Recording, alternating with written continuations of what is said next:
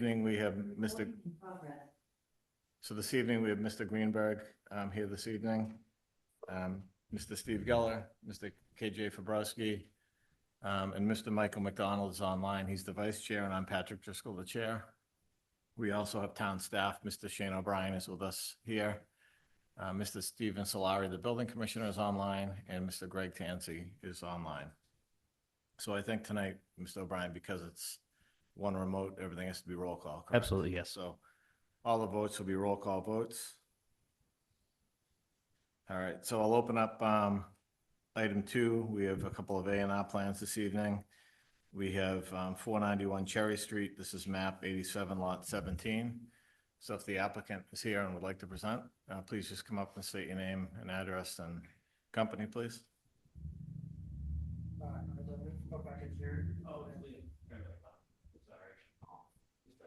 Kyle Devenish, Outback Engineering, for the applicant. That better? All right. Sorry. So I don't know, you guys have the plan, but we have an existing oversized lot, which we're proposing to chop out a Form A, which will have the house and the existing driveway. And we flagged the wetlands from our office so that we could ensure we had the appropriate upland areas. The plan is to do a retreat lot in the future, but because it was the granting authority is the ZBA for those, figured we'd come here first, get that done, and then go ahead to the ZBA. The driveway where it exists now will need to be moved to allow for the 30-foot right away, or the 30-foot strip to get to the rear area. So we do have that noted to be relocated. We show the septic and we have all our minimum setbacks to property lines. Yeah, hopefully I can answer any questions you may have.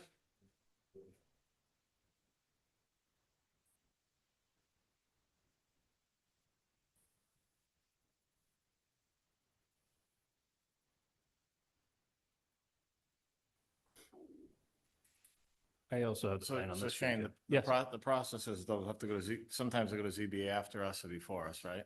Yeah, I think the only comment that we really have on this is regarding the driveway. That's more of a question, I guess, for the zoning board of appeals, because one of the requirements for retreat lots is that driveways have to be a certain distance away from whatever is going to be proposed here. So that'll be on the plans for the special permit when they come in for a retreat lot.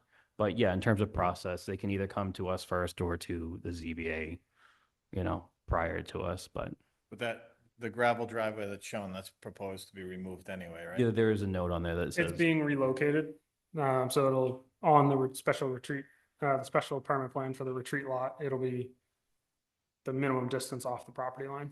So you will meet that requirement. Yes, And then the remaining lot has 372 feet of frontage, yes, and then 30 feet is what we require for the retreat lot with 150 feet, 150,000. yep. And right at the road, we have 34 and change, but Mr. Tansey, Mr. Solari, Mr. O'Brien, any town issues? no, not on our end. It'll have to come before the zoning board of appeals for a special permit No issues. anyways, for a retreat lot. But from an A&R perspective, I have no issue with this. All right, any board comments, concerns? Mr. McDonald, Nope, nothing for me. you good? All good. All right, so do we have a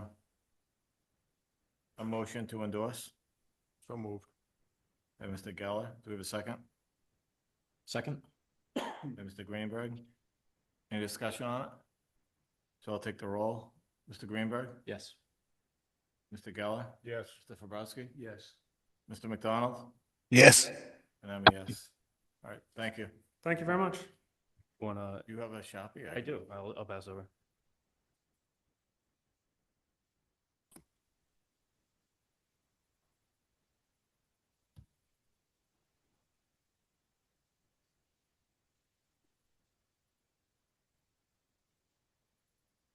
It's the 15th, right? Yep. Yeah, so I've been trying to see, I don't know. Shane, why we're here? Do you want a couple signatures or just one? Up to you. You can do multiple chip.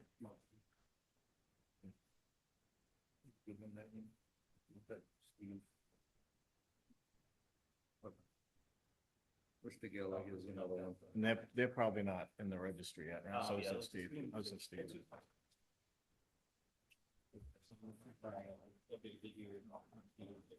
You want your Mylar now?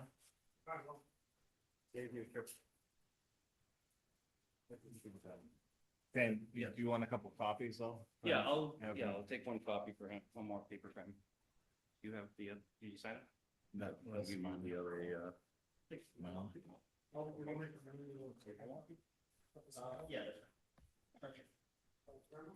all right, moving on, we have,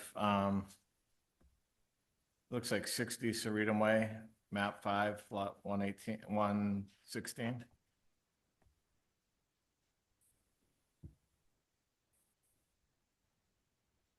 Good evening. Give me a moment. I can share.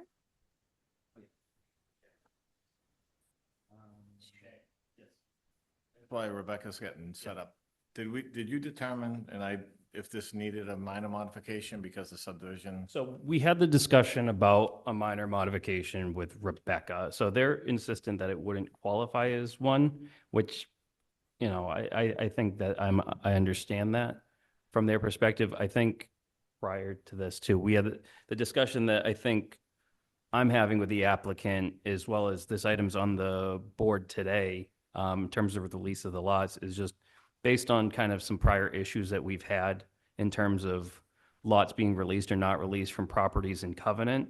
I think we need to have a conversation. I wanted to bring this up with the board and the applicant, is that what is our position of having an A&R plan for a lot that's still technically in covenant? What implications does it have? Well, the only issue is if this house if the intent is to add it to this other lot, and they go to refinance or sell it or something, and that piece isn't out of covenant yet, then that's what we're gonna. Yeah, and I think the benefit of having this on the same meeting as the discussion for it is that we have an amount. You're civil engineering. So, yeah. So I guess my question is should we move, from a town perspective, should we move forward with the A&R, or do you want a minor modification?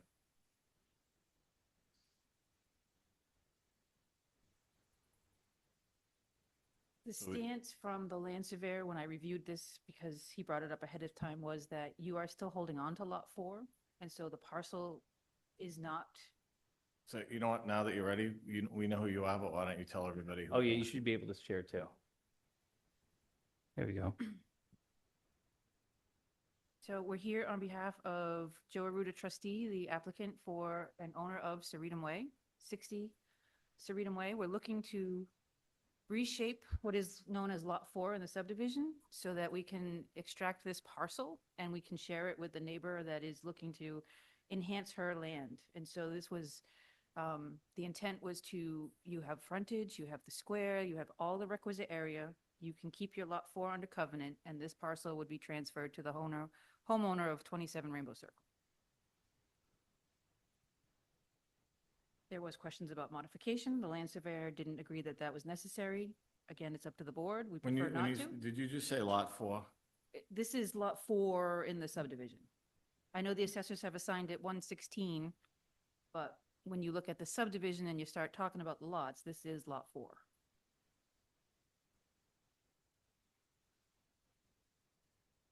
And we released one lot, did we? Or did we Yes, not? but there hasn't been a determination on what lot that it was yet.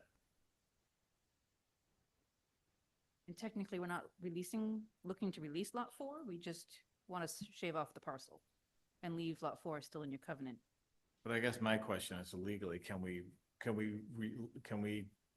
release part of a lot that's not released. So the question I have, and it might be a question for legal counsel too, because the covenant has a bunch of stipulations on it. One of which talks about the sale of the land while still in covenant. And it talks about, it's pretty much, it looks like an all or nothing sort of thing, based on that language, but I'm, I'm just cautious in terms of what the implications are. I haven't dealt with a lot of situations where we've done an A&R or with a lot in covenant.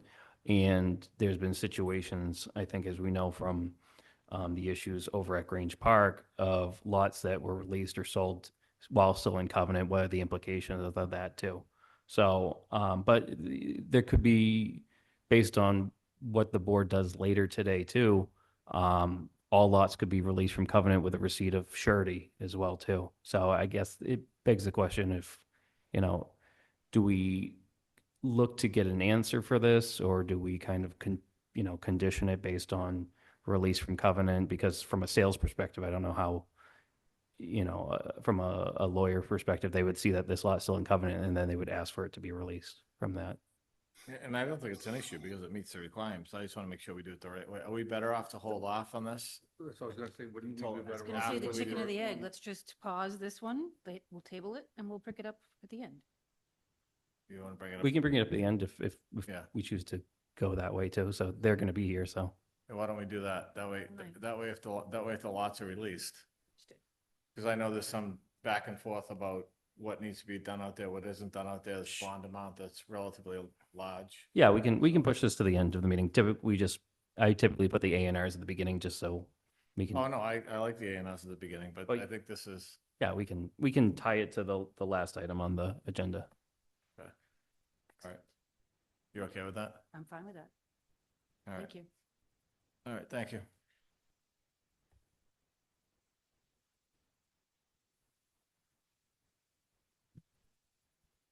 All right, item 3, this is a public hearing for a zoning amendment. This is ordinance D FY 26 -014. This is an amendment to the CED regulations.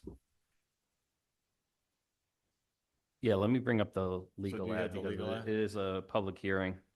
I apologize. I should have, So this is a public hearing, so we'll have board discussion with staff, and then anybody that wants to speak can come up and speak. Just state your name and your address for the record during that public hearing portion. all right, I'm going to share the I'm going to share the legal ad on the screen, Mr. Chair, if you can see it and read it. So we did post a legal ad on April 1st and April 8th, 2026 in the Brockton Enterprise. The zoning amendment legal ad pursuant to section, can you move that? Oh, MGL Chapter 48, Section 5, notice is hereby given by the Bridgewater Planning Board. We'll be holding a public hearing on Wednesday, April 15th, 2026 at 6:30 PM in the council chambers, 66 Central Square, Bridgewater, Mass. 02324. And then there's a Zoom link to receive public input on a proposed ordinance D FY 26-014, amendments to CBD regulations. The entire proposed zoning ordinance amendment is in file in the Community Economic Development Office to view as well as online on the town's website. Please contact the Community Economic Development Office. The phone number is listed for any questions to Bridgewater Planning Board. So I'll open the public hearing. And then Shane, if you want, I'll give a little background on this because I did work with council already on this a little bit. sure thing. And I think what we can do tonight is introduce it and get some feedback from the board and the public. And then I think you and I can work on cleaning it up a little. I think the intent's good, but I think that there's a red line version that doesn't really jive with the ordinance itself completely. And I think some things in there are already done. So I just want to, so what council already did was he submitted a zoning ordinance with a number of changes to the CBDR zoning, which is the redevelopment zoning. So he submitted, basically what this does is, what this tries to do is clean up inconsistencies. There are a number of things in here that are inconsistent. It looked like it was probably cut and pasted. So for example, in the mixed use zone, it refers to the village district zone, which doesn't exist. So there's a bunch of cleanup in this. The second thing it does is, and Mr. Solari has a tough time with this, and Shan has a tough time with this, and I have a tough time with it, is there's really no requirement for commercial on the ground floor. And we looked at some other towns that have requirements, and they say like, hey, 70% of the ground floor has to be commercial, or 80%, or 60%. So we came up with a percentage for commercial. We also get rid of residential units on the ground floor, I think, which was the initial intent, but then people tried to put a few in there and things like that. The other thing we did was we heard a lot of feedback about the size of the buildings downtown. So we cut the size of the building down they can no longer be 200 feet in length, they have to be 100 feet in length to be more in that village style. And we went from four stories to 3.5 stories. So you can still have the 45 feet in height, but it's 3.5 stories now. So we went through the whole ordinance, and I won't go through the whole thing. Shannon, I think you sent out the red line version, or I have the updated red line. Yeah, version we had a discussion about if there was anything, because that was the red line version that Bob and I reviewed and that we discussed. So if there's anything with the kind of the ordinance that's kind of changed, and I have some comments on the matter too that we brought up, and I kind of let the board know in terms of what our comments were. But yeah, there's a red line version that I provided to the board too that we can clean it up too, because from our perspective, it makes it easier to show what changes there are through a red line version, because it also helps from a perspective when eventually when we approve something, we hand this off to the town clerk's office, and it makes it easier for them to incorporate these into the ordinance. So one of the big things that I forgot, that's probably the biggest change, is that a lot of people didn't like that a limited number of people that didn't live in town had the approval authority. So the biggest change in this is that we keep the expedited permitting, so it's still a 30-day permitting process. They still have to go through the checklist, but the plan, it goes through site plan review. So that's height, cleanup, building size, and the process are all the major changes. So there are a bunch of smaller changes too, and I'll go through them quickly. So in the table of use and dimensional requirements, there was just some setback language that needed to be updated. Basically, it said for existing non-conforming lots and new lots, you had to be so many feet from a setback line.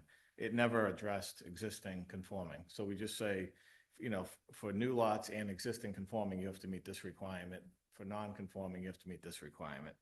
The big change in that table 4.2 is the height goes from 4 feet high and 4 stories high and 45 feet to 3.5 stories and 45 feet. So that gives the developer still, they have the option to do that fourth floor, but it has to be more like dormer or just, then they can still have that height, but it has to be instead of just a big square box. The next big change is CBD parking. We talked about this, and this is something that there needs to be more of a commitment in off-site parking. So we don't just want to have a lease with the guy next door that's a month-to-month lease and approve a project based on that. We want more of like a deed restriction. So if you're going to use somebody's property, we want a long-term commitment so that you don't build a restaurant and then there's no parking anymore. So that change was in 6.1.41. We just added a deed restriction should be added to the property for off-site parking. Another change we made was it was just a grammatical error on page 5 under that same section 6.1.4 parking under 3B. It said both of the requirements. We just changed that to both requirements.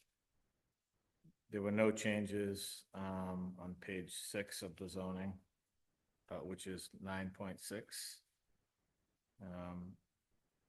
So the big change in this one comes under 9.6.6, where we say commercial must occupy at least, so this is right around the common, CBDS. Commercial must occupy at least 80% of the gross floor area of the ground floor. So that other 20% they can use for hallways, they can use for, residential bikes, mechanical rooms, whatever they want to do. But that just clarifies what they need to have for commercial space.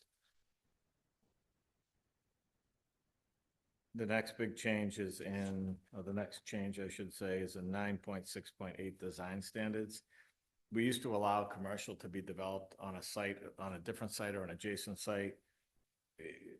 But nobody really knew what that meant or what the village requirements meant. Look, we have no village standards, so we just wiped out that number 10. We wiped out number 10 in section 9.6.8. And then we clarified it and we said no residential units are allowed on the ground floor of a mixed-use development within CBDS. So, Mr. Solari, I know you looked at these, just why we're in CBDS, those requirements really help you in terms of zoning because it was very messy before, correct? Well, they do because basically they highlight it straight out where you're not having to go from one section to another section and trying to figure out where you're supposed to be at. So yes, I reviewed the whole thing, and in matter of fact, I sat down with Shane and we talked about this, and I'm in agreement that this is a better way. So those changes I just went through quickly are in the CBDS, which is basically around the Common, down Main Street, and then there's a small area from the Town River to like the Portuguese Club. That's where that is. So the big changes in 9.9.8, the redevelopment zone. Again, there's some cleanup. So on the development review process, we basically say that the DCED staff shall review applications in the checklist for compliance. But before we had a public meeting, if you guys remember. So now it says staff will schedule a public hearing with the planning board. So we have a public hearing. So we can take public input. We write the decision letter. We take it away from the CED staff. So then we go into, there's a lot of changes in the next section under the development review process. That says within 30 days or other agreed upon extension of time by public parties of the open and public hearing, the planning board shall render its decision and file a decision with the town clerk. So that gives us the same timeline that their staff had, but we do it in our so instead of the typical 90-day, Shane, or 180, whatever it is, we have a 30-day window now. Yeah, and there's still the opportunity to ask for an extension too. I don't think that part of it is being stricken. There's still the opportunity to ask for an extension through this process. And one of the other things that we had in this zoning was we left it up to CED to determine who needed variances or not. That should have been done by the building commissioner. So we changed that back to Mr. Solari. So Mr. Solari is really the one that has to send things to ZBA. He's the zoning enforcement officer. That was updated. So basically everything comes back to the planning board in this section. And just a quick comment on that part too. Steve did kind of push for a variance. So the last time there was a process for it too. So it wasn't like a surprise in terms of he was still involved with the Oh, process. no, I agree. It's just a conflict. It's a Right, just conflicting. conflicting language, right? Correct, And yes. then the next, on page 18 of the zoning, of the original zoning ordinance, which is section 9.8.6.3, that's where we changed. In the text of it, it talks about village center frontage, which we don't have. We have mixed use frontage, so we just update that to be consistent, because that was obviously a cut and paste from another town or something like that. Then when you get into the grids that talk about front yard setback, things like that, the changes there. In section 3, we go to 70% commercial on the ground floor. Shane, is that the right word, architecturally activation, or should it say commercial ground floor area? Commercial ground floor activation. That's pertaining to, let me just pull it up. But is activation the right word there? I think that's the way that I think we try to utilize it is that there was a reference to what ground floor activation was at some point in the flex frontage. It wasn't specific to retail or commercial. It was some sort of usage on the first floor that was to whether it be related to the residential use or the commercial usage on the site too. As long as there's some sort of, it's not just mechanical space, it's space utilized by either residents of those properties or people utilizing the commercial space, as long as it's active But use. we're saying ground floor commercial, so it has to be commercial, retail, something like that. No, I just, in terms of what it was implying at the beginning. All right, so then we change that to 70%. We reduce building size from 200 feet in width to 100 feet. We go down from 4 stories to 3.5. We keep the max building footprint 6,000. And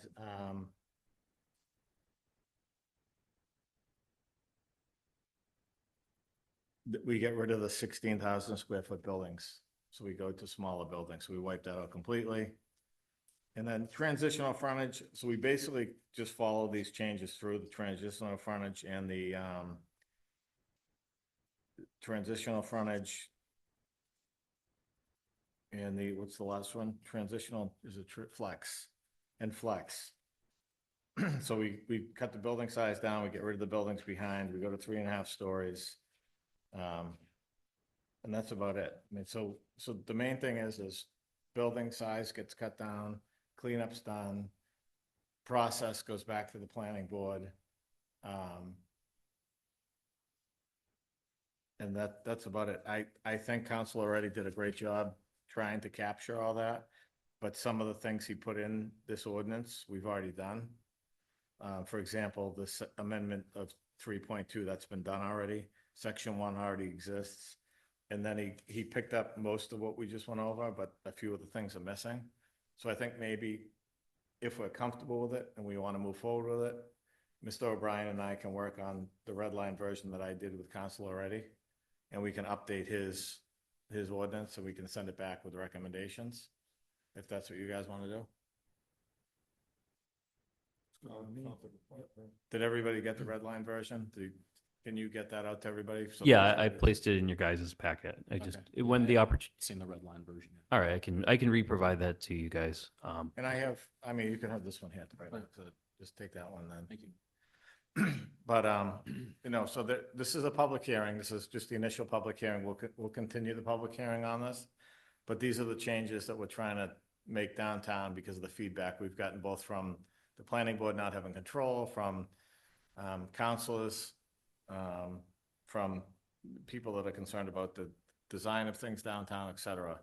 So does anybody have any comments or questions on this? If you do, just please come up and speak, please. State your name and address.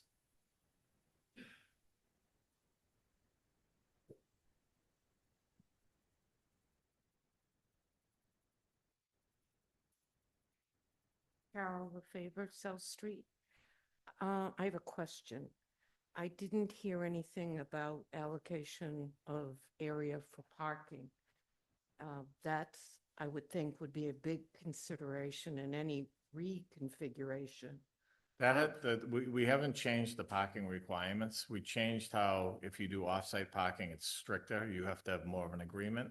But we haven't changed, in what I just went over, changes that we're making to the existing ordinance. So the meat of the existing ordinance is going to remain. It's just, these are the changes that we're making. Okay. So we're not, none of these changes that council already has proposed increases the parking requirement at all. It just makes the off-site parking requirement more predictable, I guess, that it doesn't go away or somebody can't get rid of it.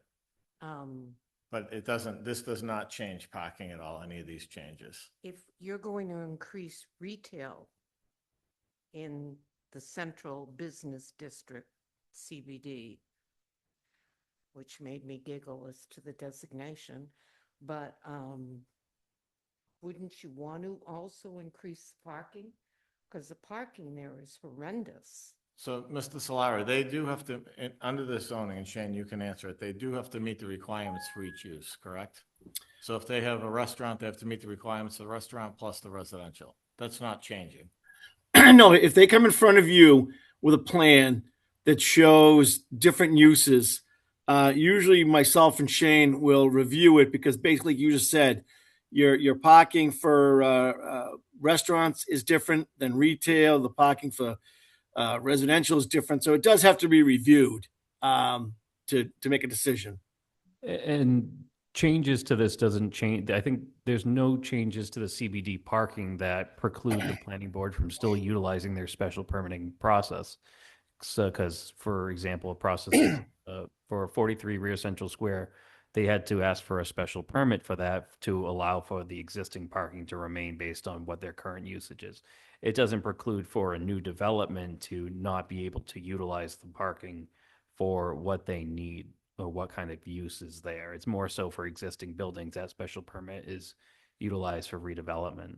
So what Mr. O'Brien said is if you build a new restaurant or with residential units above it, you have to meet the parking requirements that you would anywhere else in town.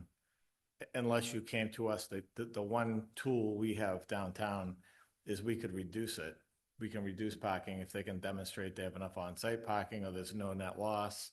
I mean, downtown needs rejuvenation. No other term than that. But along with it, it needs consideration of available parking spaces. What exists now, what would be practical for future development? I'm not hearing that. That's why I'm questioning it. Okay. And not to brush it to the side, the reason you're not hearing it tonight is because it's not one of the changes. So we're just talking about, all we're talking about tonight is there is an ordinance that I just gave Mr. Greenberg that's pretty thick. Most of that is staying. It's just, I went through this, in this 100 pages or whatever there's 8 pages of changes. I just went over the changes. We're not changing the parking requirements. I hear you. Yeah. I'm suggesting that maybe you should look at changes for this town to grow and develop and evolve. That should be the traffic flow, the parking availability should be considered. Just a comment from a resident. Thank you. Thank you.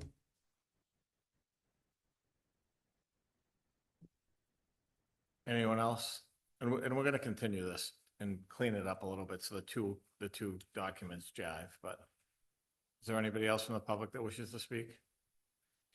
Mr. Solari, any comments? Because you're the one that has to enforce this. Anything that we are missing that we should address? No, I think you've done a great job. Anybody else? Go ahead, Mr. Yeah, I just want to kind of reiterate, because in the spirit of transparency, we did send an email over, and our comments pretty much from our department were, we did have some concerns about the reduction of the building height in terms of looking at types of equipment that is typically utilized on, flat roof proposals. I know that we do have some design standards for proposed flat roofs that can be incorporated as part of this too. But those options are still possible. 3.5-story properties is just more challenging and less ideal. Comment on the deed we're concerned about the deed restriction not working for the CBD parking. Options like a parking easement could be something considered. And then just in terms of comments regarding having the 5-story lots being crossed out and the other information about if the frontage is located behind frontage building.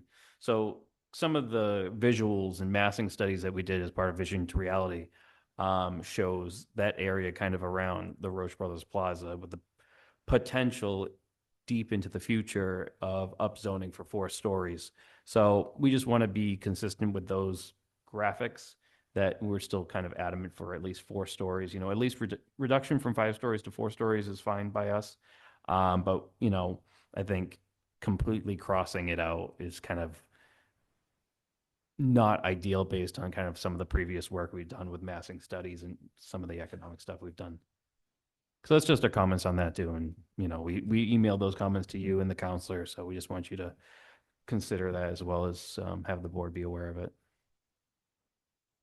All right, so I think what we should do is there's the red line version and then there's the summary of the red line version, and the summary doesn't capture everything. Sure. So maybe if you can help us work on updating the summary so the two of them match, And then at the next meeting, we can open the public hearing up and vote to amend it, to leave it the way it is, to vote it down, whatever the will of the board is. Yeah, I think it's appropriate if we're continuing to the May 6th meeting, because additionally too, as we typically have some of these zoning ordinance meetings, we have a CD committee joint meeting too. The CD committee would still have to hold their hearing. They're going to, from my understanding, they're waiting post-election to kind of reform their committee, because right now they're down a person. But yeah, to at least even gather some feedback from the public and people seeing it online too, holding that public hearing open, receiving some feedback, and then you and I kind of touching up the red line version so we can have a continuing conversation on this ordinance. Yeah, I mean, I just think if you take a look at where this came from, and it obviously came from a town that had a village center, and we talk about village center and all this other stuff and village style, and then we have buildings that are bigger than Claremont allowed downtown. I just don't think that's really the intent. That's why I'd like to see the smaller buildings, but. No, I understand. Us coming from our perspective, like I said, we're giving our opinion on the matter. We don't oppose the idea of the planning board taking over the fun of the checklist and the form-based code and design review process. We hear your feedback loud and clear. But yeah, in terms of the other comments, we're still kind of adamant on the sides, but you and I can kind of discuss that as well too. Yeah, I mean, at the end, it's gonna be up to, We're making a recommendation to council, and council ultimately makes a determination. all right, so just, if you guys are good, we'll continue this public hearing, and then we'll have Shane update the summary to match the red line, and then we'll vote on it and discuss it some more than vote on it. Mr. McDonald, are you still with us? You good? Yes, sir. I'm good. Any feedback? Yeah, obviously I like it better than the old version. So not much more to say than that. Good changes. All right, so do we have a motion to continue this to May 6th? So moved. By Mr. Geller, do we have a second? Second. Mr. Greenberg, any discussion? So I'll take the roll, Mr. McDonald, Yes. Mr. Fabrowski, Yes. Mr. Geller, Yes. Mr. Greenberg, Yes. I'm a yes. Yeah, thank you. And Dan, do you want that one? Yeah, if you don't mind. Thank you. All right, so item 4, we have some site plans, special permit reviews. So the first item on the agenda is 593 Plymouth Street. This is Body Investment Group LLC. This is a proposed subdivision entitled Revelation Road with 6 buildable lots and 2 drainage lots on 6.9 acres per the Bridgewater subdivision rules and regulations. This is continued from March 4th, 2026. But Mr. Baptiste, you guys are requesting continuance? And that is to May 6th? May 6th? So Is that progressing? Do you think you'll be ready for May 6th based? From the applicant, and she's hopeful that doesn't happen for the 6th. Okay. All right, so do we have a motion to continue this to May 6th, 2025? 2026. 2026, let me, right? So moved. By Mr. Greenberg. Do we have a second? Second. Mr. Geller, any discussion? So Mr. Greenberg, Yes. Mr. Geller, Yes. Mr. Fabrowski, Yes. Mr. McDonald? Yes. Yes, all right. All right, so continuing on, we have 1010 Elm Street. This is map 30, lot 20. Site plan review under 10.6 for the construction of a 27,000 square foot commercial building with parking and other site improvements. This is continued from March 4th. Do we have a letter of? We do. I got an email for continuance. So they're looking to continue way out to June 3rd, 2026. Any progress on the wetland violation? Not from a site plan perspective. I think conservation still is having some healthy conversations with the applicant and how they want to proceed with that. Okay. So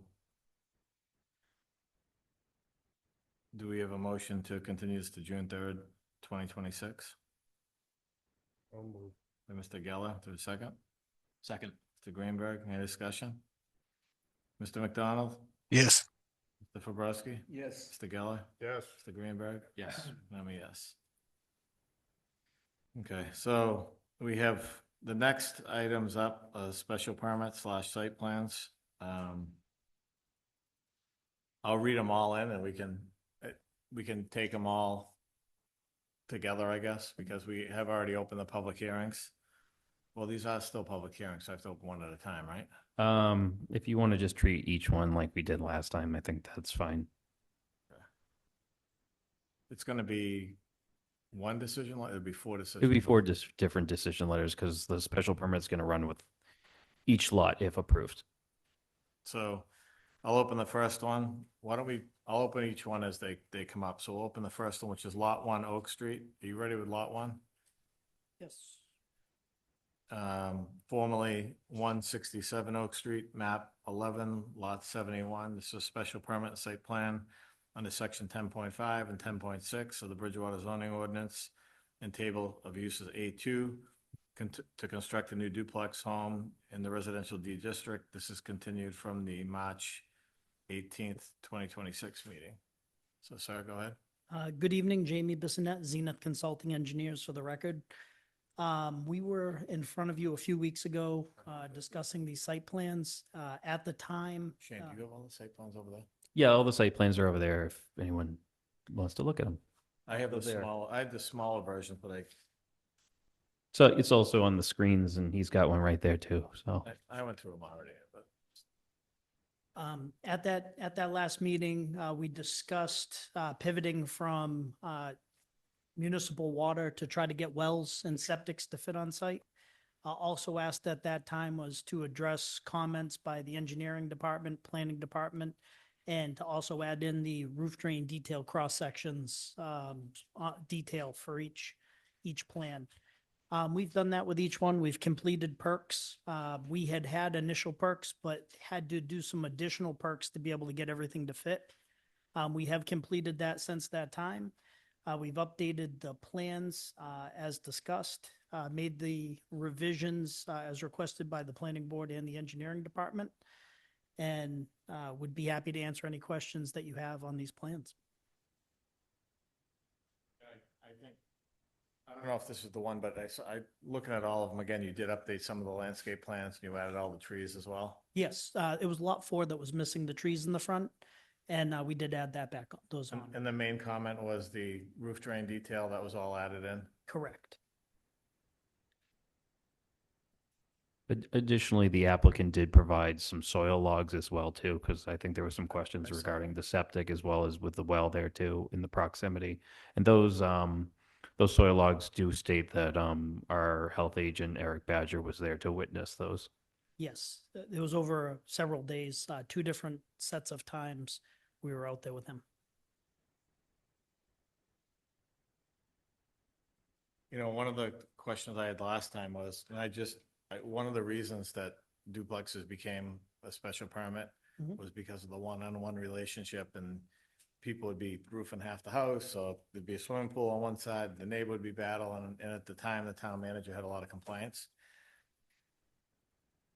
My biggest concern is all the one-on-one relationships here. I just think that I'm comfortable with what you're presenting, and I like the architecturals and everything. I just really think that for me to be comfortable with to vote for the special permits, I'd like to see one master condo association for the 4 properties, especially where you have wells and septics.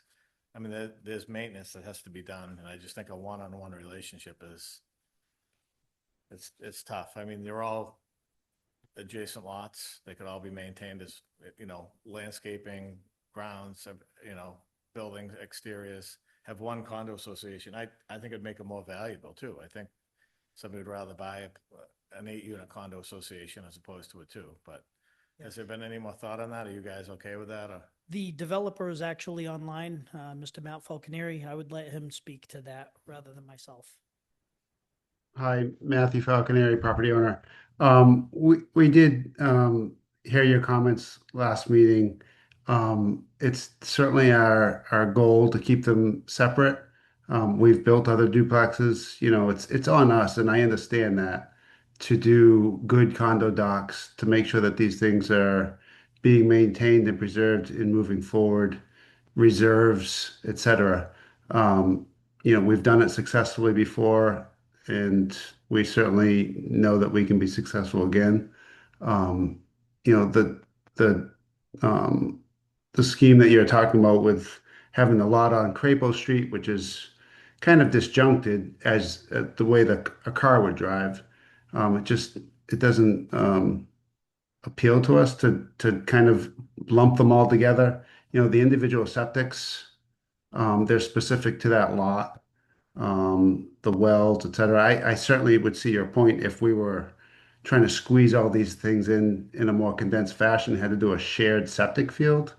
But we can meet all the criteria to have these on individual lots and would like to keep them separate. That would be our goal.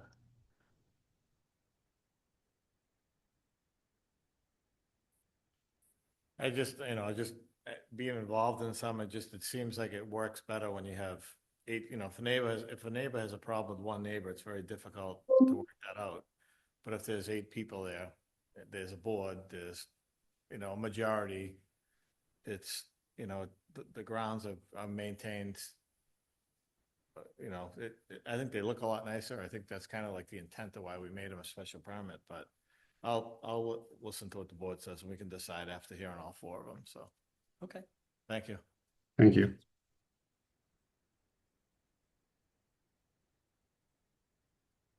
Yeah, and I kind of had a similar thought, I think, last time we heard this, and I think that's ideal. But I don't think for me it's a deal breaker. That's just my opinion, though. All right. Do we have any more comments on this one, this site plan here? No, just in terms of, from my perspective, I'm comfortable and I hear what you're saying, Mr. Chair, as well as what Dan's saying, the owner saying. What I think could make us a little more comfortable is if, and we've done this for previous projects, is that the applicant would provide us some draft HOA documents regarding what would be covered, and we could have myself and as well as our town council review them as well as, I'm sorry, the And planning it's board not- as well it's too. not- I'm not worried about the docs. I'm worried about like the one-on-one relationship, and I've owned one next to somebody else. It's very difficult. It's, if you don't get along with your neighbor, it's a problem, and it becomes a town's problem, and it doesn't look good, and just, it's a very difficult relationship, so. No, I understand. But, all right. Any public comment on this site?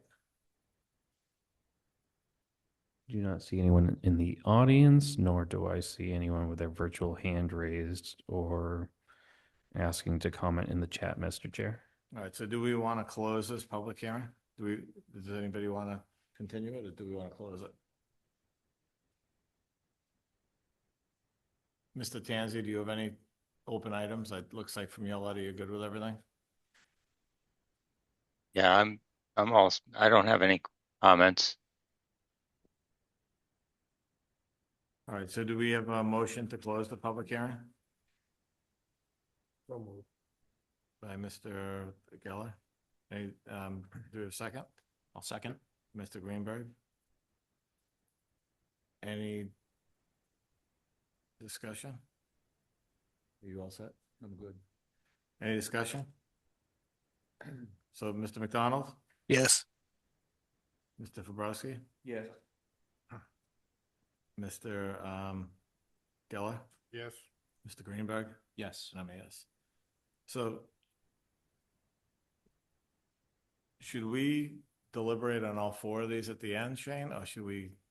If we're the momentum that we're doing on this right now, if we want to act on it too, I can bring up my staff memo where I have some decision language for consideration. I did provide that to the planning board as updated as of yesterday, but it still has the same consistent language from the initial staff memo that I provided. So I can bring that up on the screen that we can discuss too. But if I leave it So up to you. how are we addressing water in this, that they?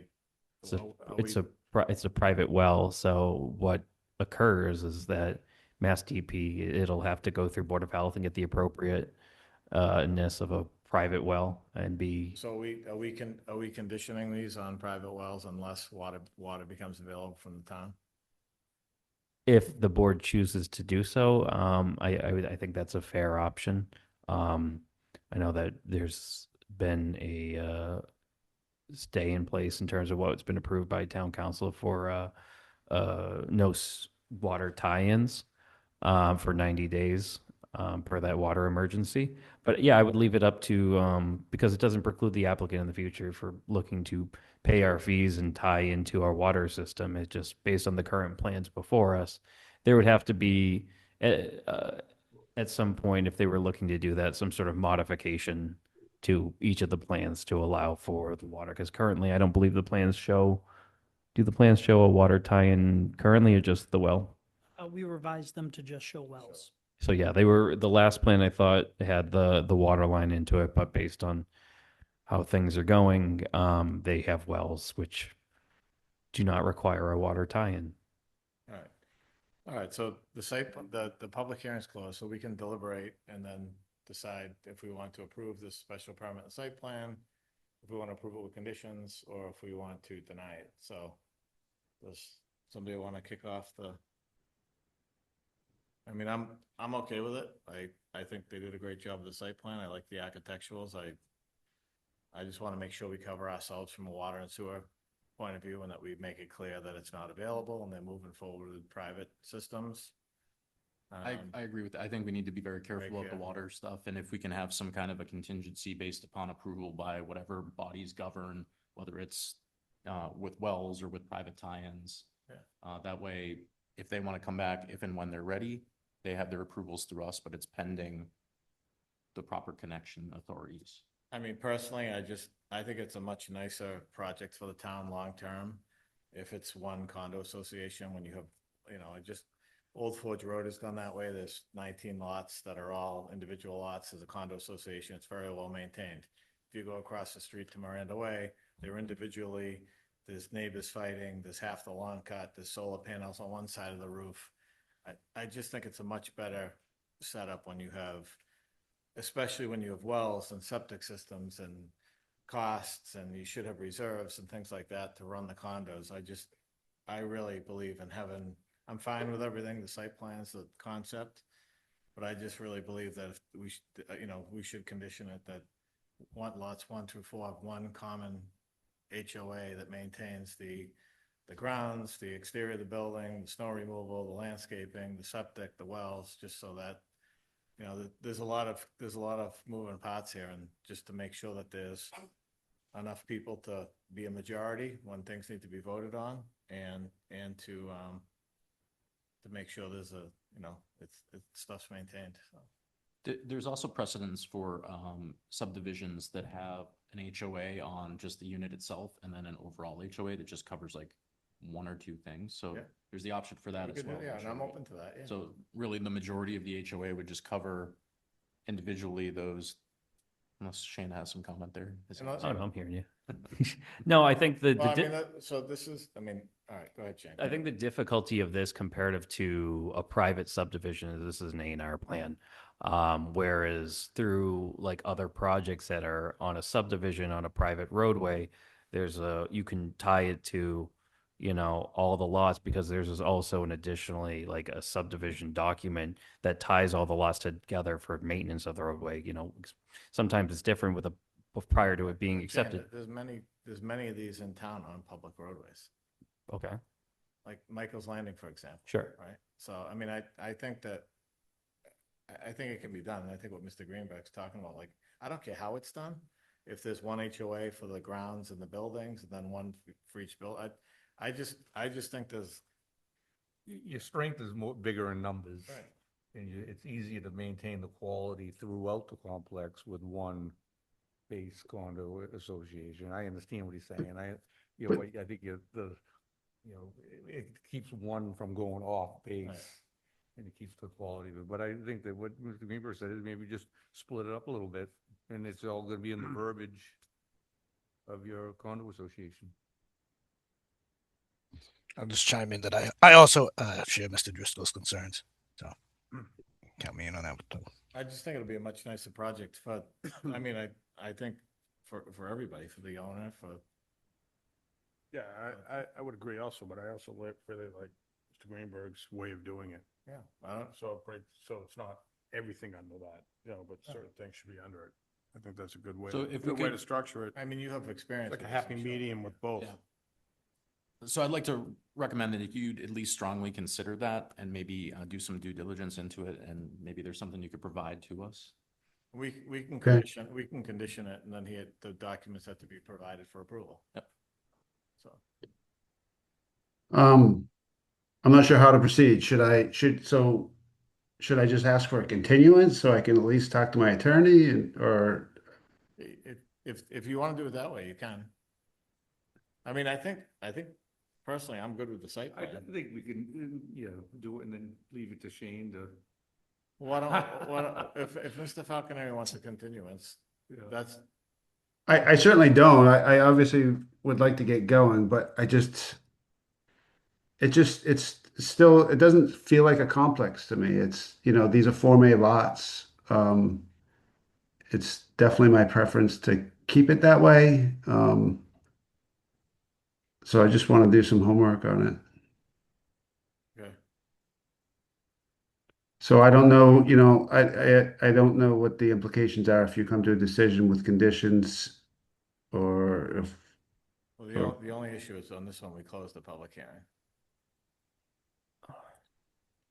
Yeah, in terms of the documentation, new information. Could I just quickly ask Mr. Solari's input on it? I saw him kind of nodding, yesing and knowing a little bit there. I'm in agreement. These are Form A lots, individual Form A lots, and they're not part of a subdivision, a development. They're individual lots on a main street. And I personally feel if it goes to an attorney, the attorney's going to be easily you're going to get legal back to you guys saying, no, it's not required. They don't have to do it. So, I mean, that's just what my personal that's what I- opinion. Again, that's just my opinion as far as I look at other people who've done duplexes in town, and I don't know, have we made anybody else do this? As far as anything recent, I don't know.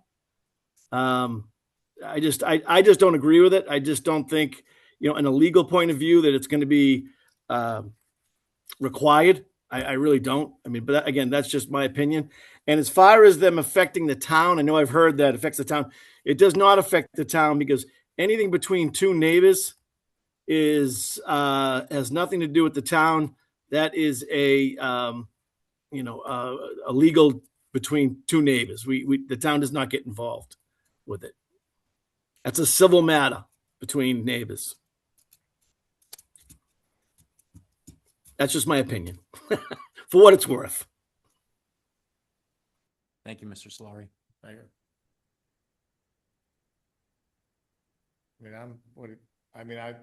I would like to see it, but it's up to the board. I mean, I think it just makes a much nicer project, but that's.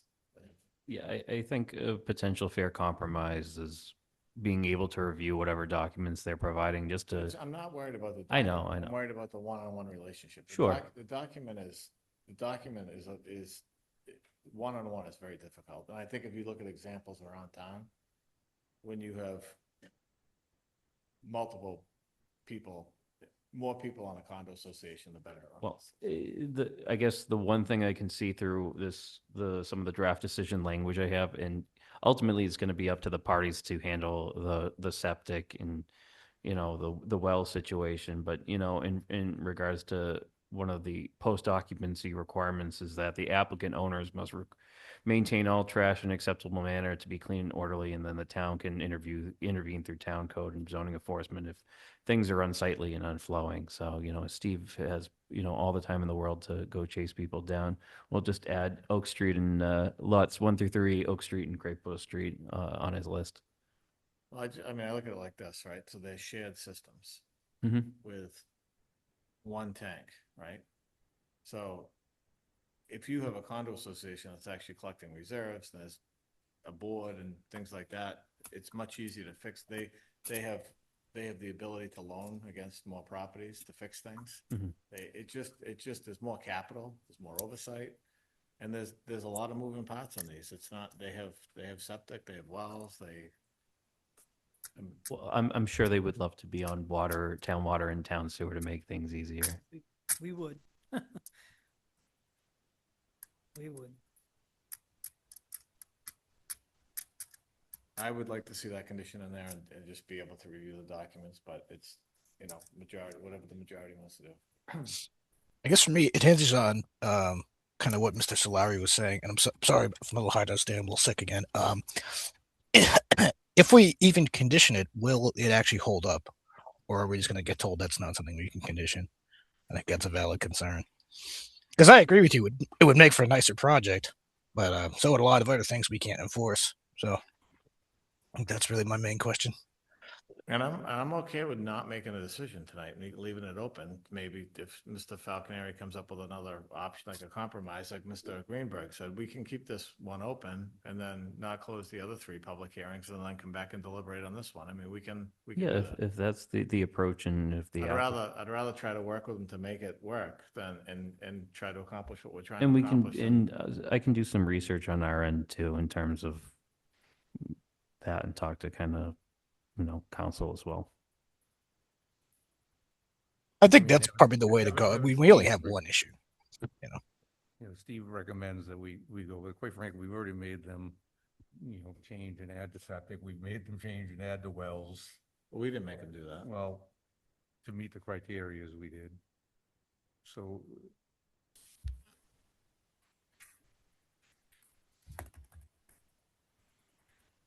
Special permit, so we can Right. condition it.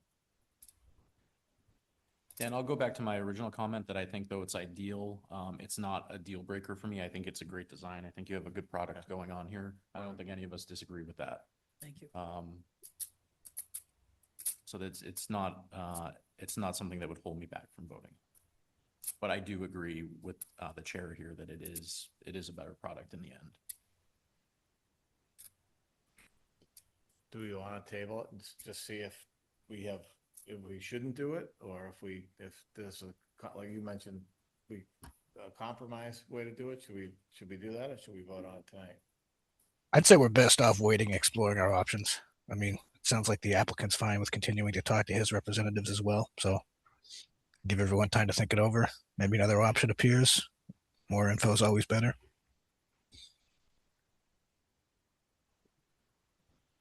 Continue it to our next meeting. Do we have? Yeah, you can continue this to the May 6th meeting if we want to allow the applicant to kind of come back after discussing with their legal counsel. And I certainly wouldn't want to hold you up on your project for too long. So if we could put it on the next one, Yeah. and then if we could reach out to our legal counsel and just see if what we're asking for here is even within our. yeah, just the limit, I guess, the Yeah, limit. if we shouldn't be asking for it, I don't want to ask for Then it. let's The move on limit, next the meeting. limitations of what we can condition things on. I know in the past we've asked for reviewing HOA documents and providing like comments, but not necessarily edits. It's just kind of, we want to make sure that that information is properly given to us and recorded prior to like a CO or prior to sales as well. So, I mean, yeah, the one concern I have is, can we condition another site? that's really The the, one question I have, like, I would like to do it, and I think it would be a better product, but legally, can we condition? sure. Yeah, another- that's something we can definitely look into and let the applicant look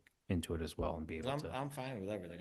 I'd like it to look nice and be maintained and have high quality, a high quality product there, which looks like what you're trying to do. So Understand.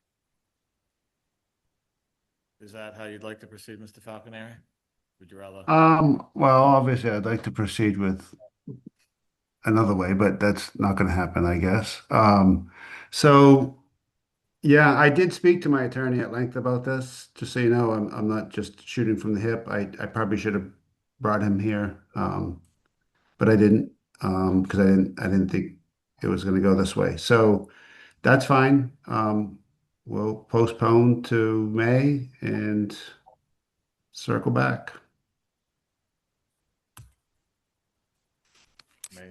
And we'll do, this won't take long. I mean, we're gonna have, I think everything else is worked out except for this, and if we can do it, and we can do a compromise to do it, if we're told we can't do it, and it's outside of our purview, we won't do it. I wanna be fair, but at the same time, I wanna try to make sure we get a great. Yeah, I think we have we have draft decision language in front of us. It's just a question of if we throw another condition on it, what does it say? And then from there, we can kind of just proceed. Because I think from your comments, based on kind of lot one, and as we open up lots 2, 3, and 4, I don't think there's anything that's too Oh. crazy there.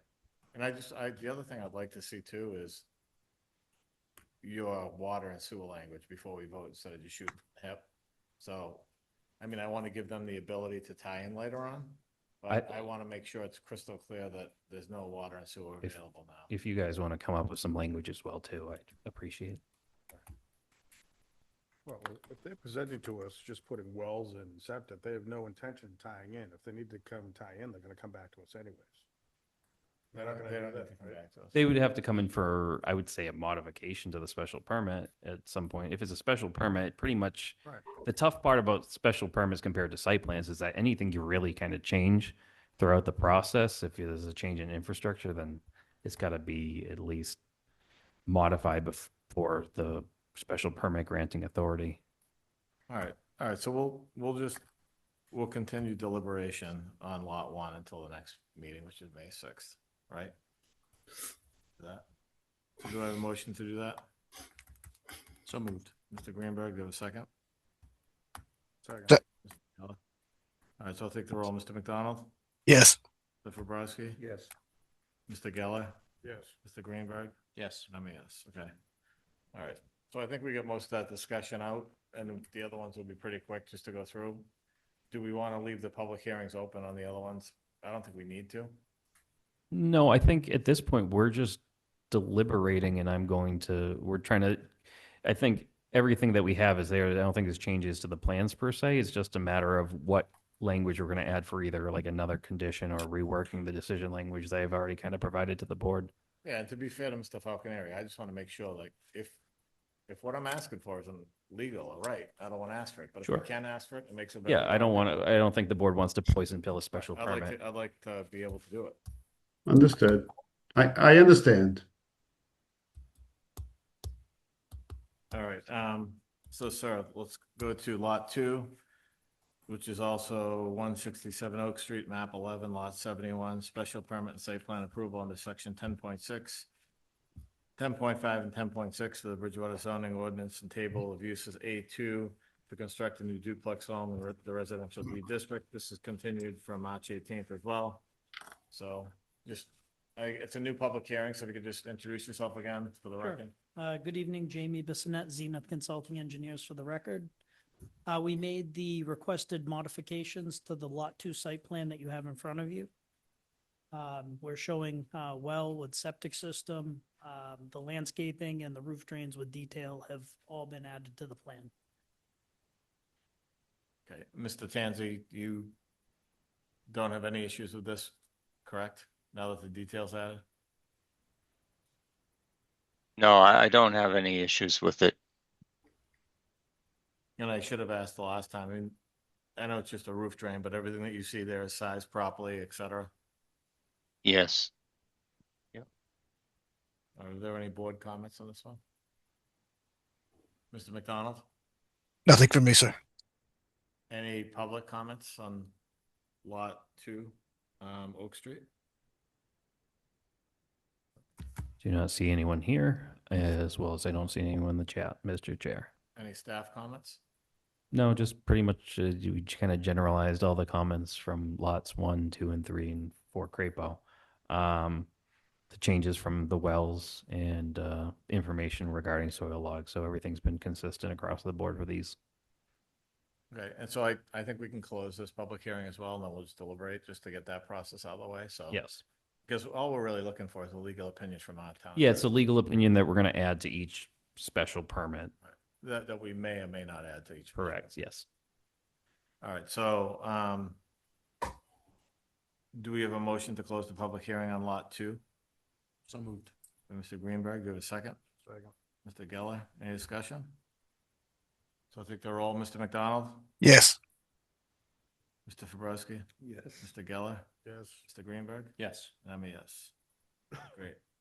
All right, so I'll open up the public hearing for lot 3, Oak Street, formerly 167 Oak Street, map 11, lot 71, again, a special permit and site plan for 10.5 and 10.6 of the Bridgewater zoning ordinance. Miss, Do we have? we have to continue it. Didn't I just do that? No, you voted to close the public hearing. We need a Oh, all motion right, to I'm sorry, continue. I'm sorry. So let's go back to lot 2 again. Do we have a motion to to continue deliberation to May 6th? So moved. By Mr. Greenberg, do we have a second? Second. Mr. Geller, any discussion? Mr. Greenberg, Yes. Mr. Geller, Yes. Mr. Fabrowski, Yes. Mr. McDonald, Yes. and I'm a yes, all right. So we'll open up lot 3, Oak Street, formerly 167 Oak Street, map 11, lot 71. A special permit and site plan approval under section 10.5 and 10.6 of the Bridgewater zoning ordinance. And table of uses A2 to construct a new duplex home in the residential D district. This is continued from the March 18th, 2026 meeting. So I'll open it up. If you could just, Good evening, Jamie Bissonette, Zenith Consulting Engineers for the record.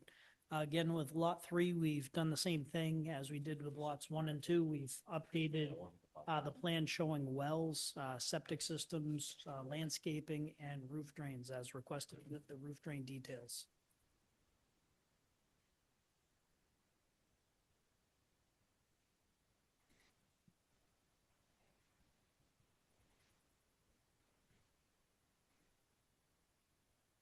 so lot 3, is that a pump chamber? Is that why there's 2 tanks?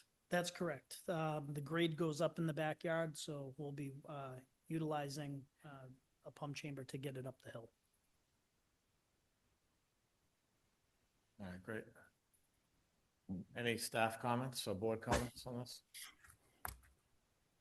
Any public comments on this project? All right, Do not see anyone online, nor do, oh, Sure. oh, we have someone with their hand raised. All right. Come on up.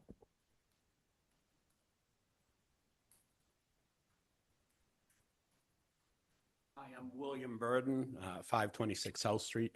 Just a curious question as an electrician. Who's paying for the electricity for the pump chamber on the duplex? Probably be a joint, it would probably be a shared meter, right? Yes, yes.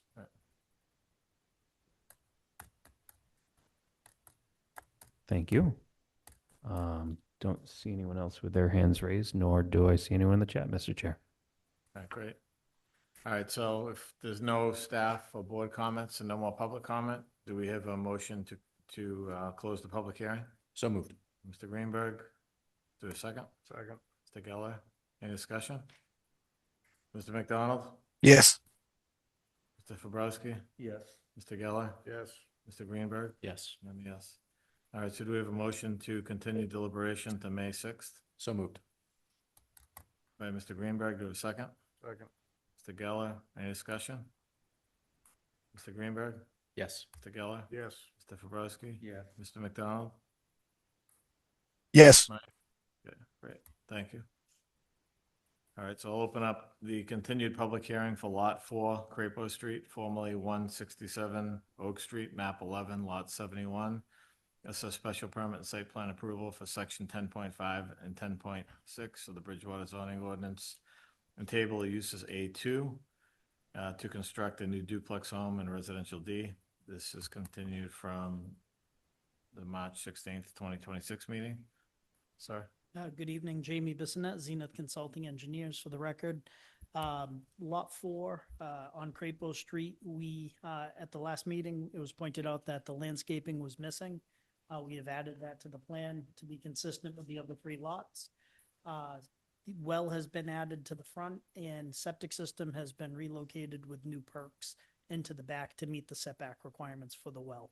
And we also show roof drains with details as requested. And that's it. You know, so I apologize. I should have asked my question on the last one, but I'll ask it on this one hypothetically, I guess. Sure.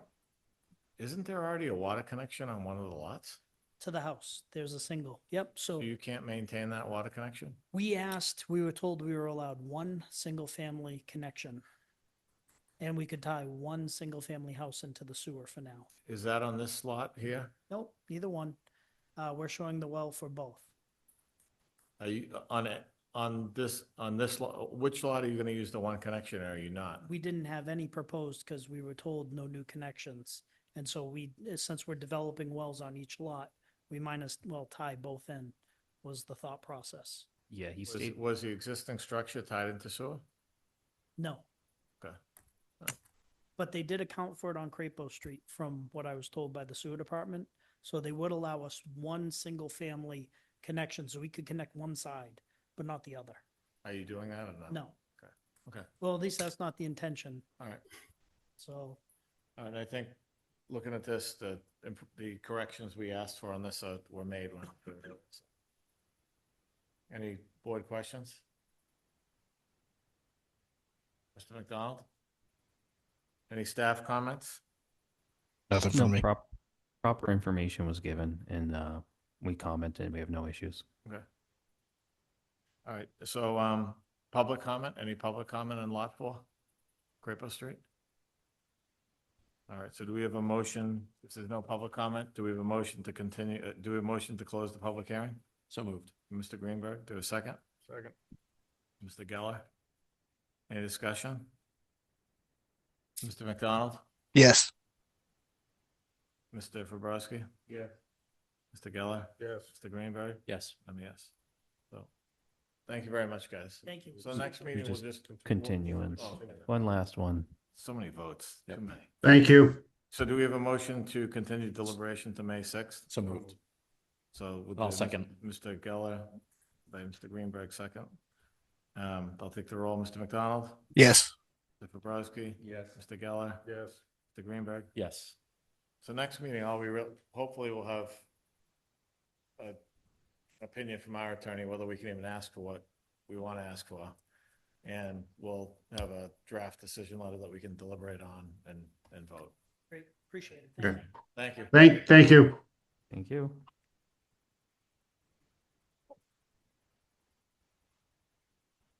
Shane, do you want to find the, Yeah, I'll bring the legal ad up for, 548.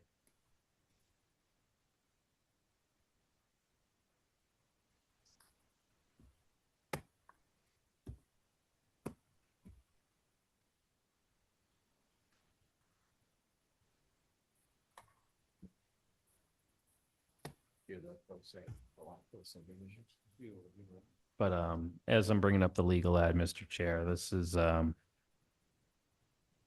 we did receive the green card information and the check information for this one. This is the one where there was an issue with notification, but the new notifications did state the previous meeting as well as this meeting as well. Okay. So let me share the screen. So Shane, do we have is that the full set for this site? I mean, I looked at the For- small set online. For Moxie Way, Yeah, do you have the full set? yeah, that's the full set, yes. Oh, did you bring another full set or is that? I just brought one of each for, you guys can please share. Or look at the screen when Rebecca shares it. You have it? Let's try that. There's another one here. That's great. All right. All right, so moving on, item 5. I don't want This to- is a new subdivision. I'm going to open the public hearing for 548. We have them.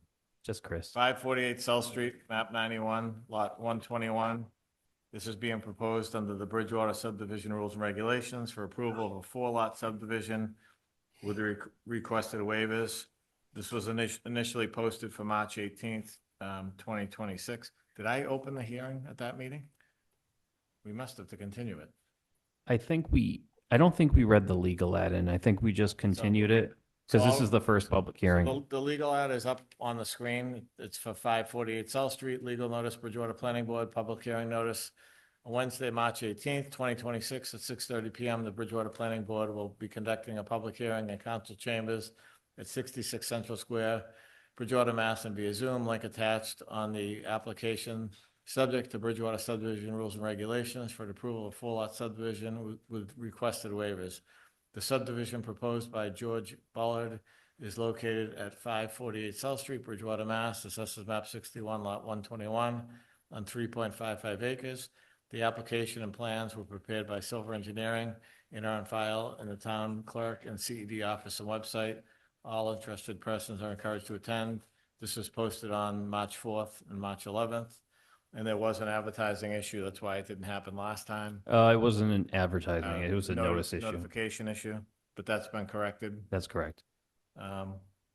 We received the fees, the green cards, and the application, correct? That is correct.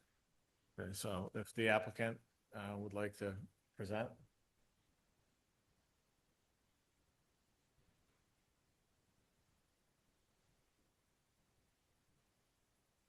And just, Mrs. Baptiste, just for tonight, I think what we'll do is we'll have you present the project. We'll give you initial comments. I think just talking to some of the other members that'd like to schedule a site visit. And then we can have some initial public comment and then continue it You bet. until after the site visit. So if you want to give us an overview of it, I know we got an engineering review from Mr. Tansey. And I think we'll schedule a site visit. So why don't you present and then we'll go from there. Okay, just for the record, Rebecca, Silver Engineering, here for a 4-lot subdivision off of South Street, right now known as 548. It's long and narrow. It has a bit of a wetland encompassing a ditch in the back of the yard. We have filed with conservation. We have had our first meeting. We've had test pits performed for review with the town engineer. The test pits were reviewed or not reviewed? Were the test pits witnessed? I thought he The said test pits were witnessed. they were. They were on December 30th, 2025. So when we say 4 lots, we're actually looking at 3 new lots and 1 existing dwelling to be located on another lot. So it's only 3 new lots, and that's shown in front of you right now. We have the frontage for each. We have the radius along the street. We have this little parcel A that will become drainage in order to access and line up a little bit better with South Drive.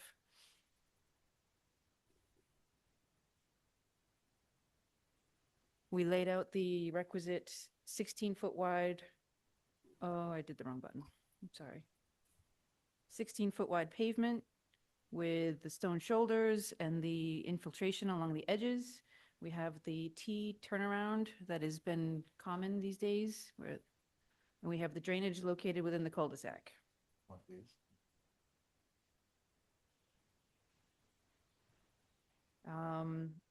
We have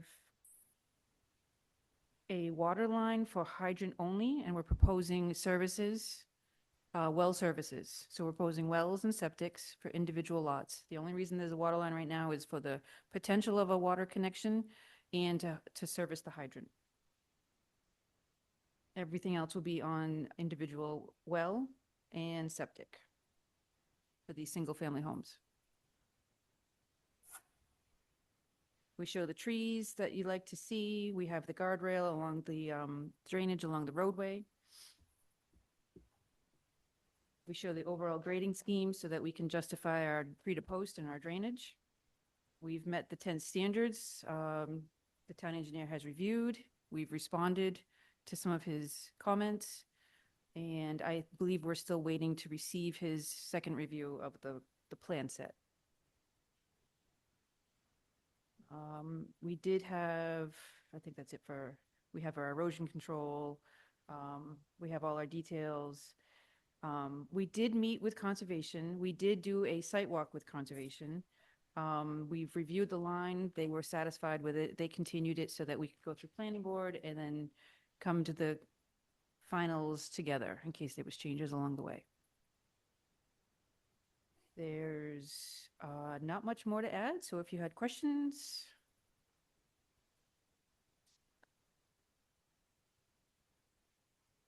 What type of crossing is proposed for the wetlands? Is it? So the caveat with the lot 3 is that that will have a separate notice of intent filing. So we show it for the sake of illustrating what we're proposing, but that has to go through its own set of review through conservation. So we're not actually discussing what the intent is. We intend to have the standard crossings, make sure it's large enough I'm only showing culverts at the moment, but I know when we actually get to conservation, there may be other issues we have to deal with. We do have a big fancy note that says this lot will require a lot more review when we get to that permitting phase. And so the only thing that went to the notice of intent for conservation was the roadway and the drainage in the 100-foot buffer. So I'm circling right now the area that the conservation was reviewing for the notice of intent for the roadway. Is this lot in the zone 2? Yes. Yes. We do have zone 2 calculations showing that we can support 4 bedrooms for each. Not that they might build 4 bedrooms, but the land could support, Is the house on 121A on Sewell? yes.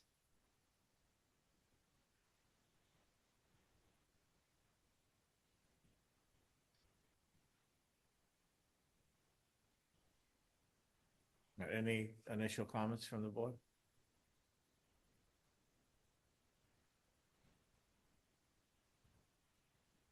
Well, I think it's gonna be important to do a site walk, see the site, see what, The, if I may, the stakes are probably still there from when we did the conservation site walk. So if there's additional stakes, let me know. We've done the center line get the center lines there. and we did, yep, and we did, the edge of pavement for the T, the turnaround. And then we've done the structures that would be drainage. Do we want to see anything else on the site walk? Do you want to see like the houses, lots 1 and 2 staked out? Oh, What's the current condition of the land right now? Is it cleared? Is it? It's a field. It's a It field, was so an it's pretty old wide farm. open. Yeah, Yeah, there's yeah. brush and trees in the back. Okay. I wouldn't recommend going there unless you have a bulletproof vest. The thorns are terrible. On lot 3, it's very, very thick. But 1 and 2, this is just a field, an abandoned field. There's a garden. Overgrown a bit. all right, so, any initial board comments? I mean, we could schedule a site walk at the end of this hearing today, but any initial comments? So, My comment would be, it just seems like there's a lot of outstanding things on the engineering report from our town engineer. Did you Um, receive our response to that? We provided a response did we get the response? and to- we provided revised plans. I do not have a response to We'll make those, sure so- that you have them. We have Thank you. revised. And I think, I mean, the site walk's gonna be important too, so we'll go. So That'll give us time to digest those comments. Yeah, thank you. I believe the only outstanding comment on the town department letter was a cut and fill and the crossing the sidewalk. What we want to do about maybe relocating where the crosswalk is instead of terminating into the driveway. I think everything else. and you- And Mr. Tanzi, have you received and reviewed those comments? No, I have to, generate another review letter and just to make sure that, they, met my comments and that they responded adequately to my first round of comments. Okay. You don't have it, do you? I'll We'll need forward to it. see, I'll you make know, sure you have obviously it. his comments as well after. So, Mr. Baptista, can you discuss the waivers that are mentioned? What waivers you're seeking and why? Well, I understand that the report done by Mr. O'Brien here suggested that we may not even need it. I can't zoom that in. Let me get rid of that. Why did he say, what was the waiver? I'm going to zoom in right The now. waiver was I that can, We were asking for release of the lot immediately, the existing lot, lot 1, but the frontage is on the new street, correct? a little bit. I see you need a waiver. So my comment on the matter is that it's very difficult. I understand what our waiver process is and I understand granting, but just from having properties on with an existing house and creating a subdivision to keep that lot in covenant and wait for a surety for it to be released is impossible because you're not holding anything up based on a CO. My expectation and my recommendation would be once a covenant would be established is that the existing house be released from covenant as well. So from my understanding of the, I think that's fine if the ownership was the same, but if the ownership changes, that road may never get built out, and then where's the frontage?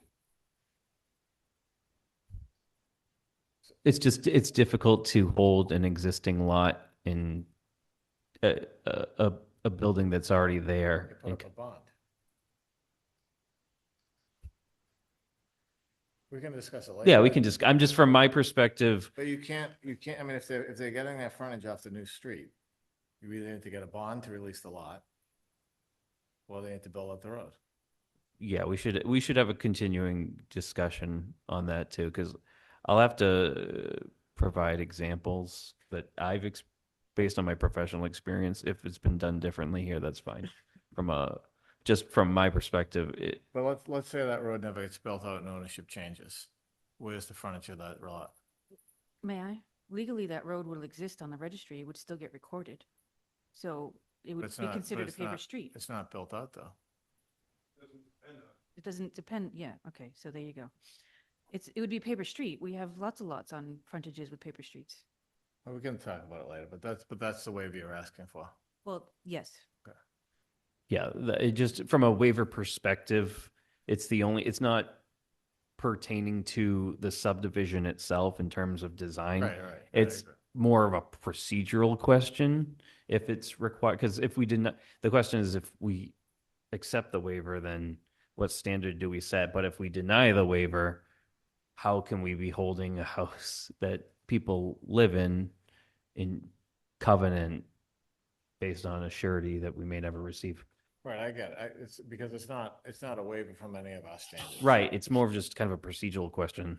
But I don't think, I think we either need to have, later on though, I think to release the lot, we should have some sort of bond or something.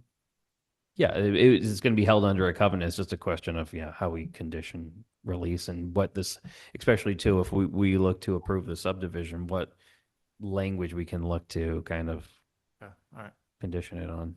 All right, so we're gonna do a site walk anyway, so we'll check it out. But any public comment on this? I know we received the letter from William and Elise Burden.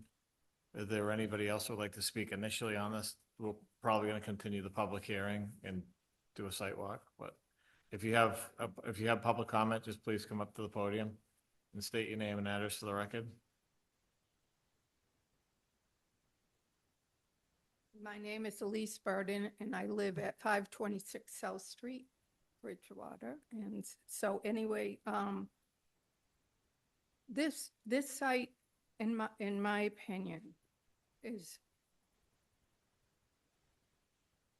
taking a property and that actually is over an aquifer that runs, into wetlands, and trying to crowd maximize this land and put septic and wells in. And first of all, the houses around it, we have old homes, big lots. These proposed houses are going to be right in our, this is like almost cluster housing. It just changes the whole feel. It seems to me not to fit at all. And, I can see a house lot in a driveway, but in order to get this road in, they have to take down several mature trees. And I know they're going to put little trees in, but we have all kinds of wildlife in that area. And also the road that they're proposing, I believe, is only 16 feet, 15 feet wide, which is not wide enough. There'll be no sidewalks. 4-bedroom houses are going to have kids that need to be walking with traffic up and down that road. One of the sites, one of the houses, I think it's lot 2, doesn't meet the standard of frontage.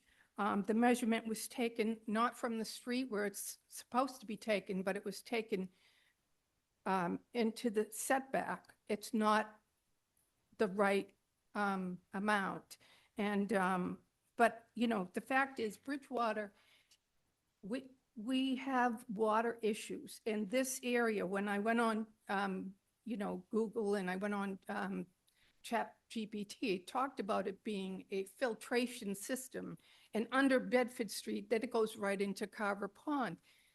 And I know that we, our neighbors, we have standing water sometimes in those areas. It can be very wet, and it just concerns me that, you know, the amount of area that now is a natural buffer is going to be filled with asphalt, basements, and septic systems. The idea of crossing a wetland and building even further into that area seems insane to me, you know?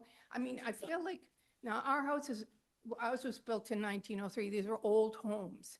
And I'm just sort of appealing to people to think, to slow down and look what we're doing, because I think it's going to change drastically the character and could possibly impact our water, being that it is an aquifer. And I think people are really touchy about the water right now, and adding, you know, this kind of crowding, I think, is an issue. But, you know, I just wanted to, I did write that letter. I'm glad you did get it. Yeah, we got it. No, that's why we'll do a site walk to make sure. All right, yeah. I mean, can we walk with you? Yeah, when as we long as, go? we'll ask at the end of at the end of the meeting, we'll discuss whether we want to do a site Right. walk or not. We'll ask the applicant Okay, if it's open to the public. sure. Or Tip- you could tip- actually come over to my house and look Ty- into it, Typically, see how typically close we are. typically it's allowed, Yeah. as part of the public hearing, but Sure. It doesn't really matter that much. I mean, as long as, like, maybe you come to our house and the other neighbor and see exactly, now they've had water on the other side. And when we went to conservation, they didn't see, Could you just speak into the microphone if you don't mind? oh, Just a little they closer, didn't thanks. see a pool of water or blue. So they said, it didn't seem to be on a map, but nonetheless, it was seen by the conservation people that there was a ditch with standing water in it. And that's what we were trying to say, that, you know, that area does get a lot of water, and their property is actually, I believe, lower than this 548. So it would just even disturb more, you know, of the wetland, and that's kind of a concern too. But thank you. Thank you. All right. so just a wetland question that that Mrs. Burden brought up. So when you do the nitrogen calculations, is it per lot or is it the whole site? So if you have a 15,000 square foot lot, I thought the lots had to be 10,000 per bedroom. Is that not true? Is that allowed is that how it can be done? For the I zone thought- two? I thought because we've done this before on Summer Street, where it was calculated for the whole thing. We did some Form As. Then you guys came back later and added some land to make those lots compliant. Because they didn't have it to begin with. We did the same thing over on Madeira's Estates, where the whole property counts towards the aggregate. Well, what happens if somebody sells off some land or it's used for another use? How is that protected? It's a good question. We can reconvene that question. Because I always, and I don't, In the and Summer I don't- Street- and I don't know. I just thought that Okay. each lot had to have So like. my thought was the Summer Street one, we put a deed restriction. Nothing can be done with that land because it's held for the purposes of the nitrogen loading for that lot. So you could put a deed restriction on You can all put a this nitrogen land, loading that it deed could- restriction. There'd be no further development, no additional bedrooms. You can do certain things because of the nitrogen loading. You can't do pavement, you can do passive recreation, so it could still be used. It depends on what the use would be. And that would be spelled out in the nitrogen restriction easement. And I guess I didn't ask that question earlier because I thought they were acre lots, but I forgot this was residential C. Yeah, right? smaller So- lots, yeah. So lot, but this doesn't even make sense. It says lot 1, 15,565 square feet.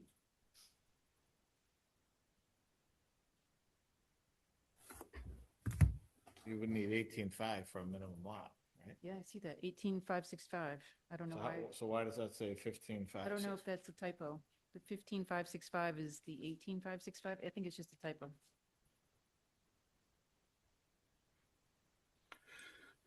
Yeah, I'm gonna go, that's a typo. If you could just correct that, that'd be great. I'd love to do that. Rebecca, do you have any clarification on what was mentioned about the lot frontage? It does have the lot frontage requirement at the front setback. Right, for back. So that's the caveat, because it's on a curve of a certain radius. And then you can take the frontage at the front setback. And then that's what we showed at. Thank you. Thank you. I could have clarification on the blue line too. When we did discuss with conservation, they wanted to see, is it a USGS blue line? And it is not. It is just a farm ditch.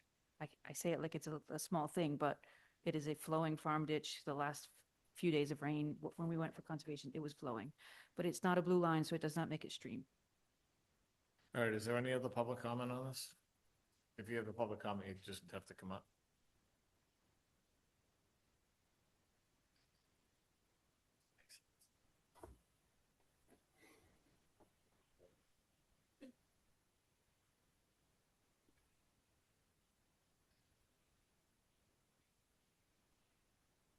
Carol LaFaver, 566 South Street. We're in a butter, and we have concerns with water runoff. The proposed placement of Moxie Way is right on the property line. And the property at 548 is slightly higher in elevation than our property.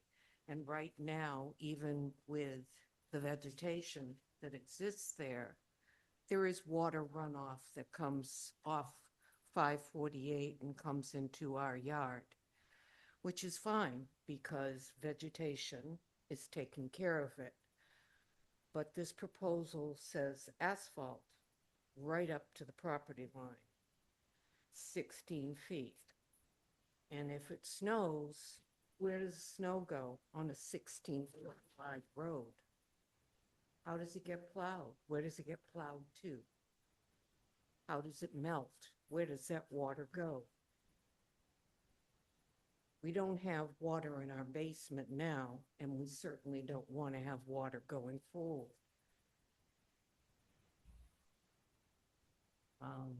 Placement of Moxie Way is a big concern. The other concern I have is drainage in the back for lots 1 and 2, I guess they're called. There's a barn existing back there now, which would be removed and replaced with probably lot 1, I think. But where does the water go from the drains that would be put in to put the access road in to those 2 new houses? I have no problem with houses being put in back there. Perfect setup for a family because you'd be backing up to the elementary school, their property would. But I have concern with water. It is on an aquifer. It is wetlands. There is a ditch that has water that comes from property south of ours, our house, and goes through our property, and goes through 526, and goes through the elementary school property too. So that is a consideration that I want you to make sure is strongly considered. And you want to walk through our property, conservation is going to take a walk through. You're welcome to as well. Because we have the ditch and we have we're the abutter to the source of the water that goes through that ditch. So Great, thank you. I don't want our property diminished in value so that someone else can have their property increased in value. Sorry, guys. Thank you. Thank you. Mr. Silva?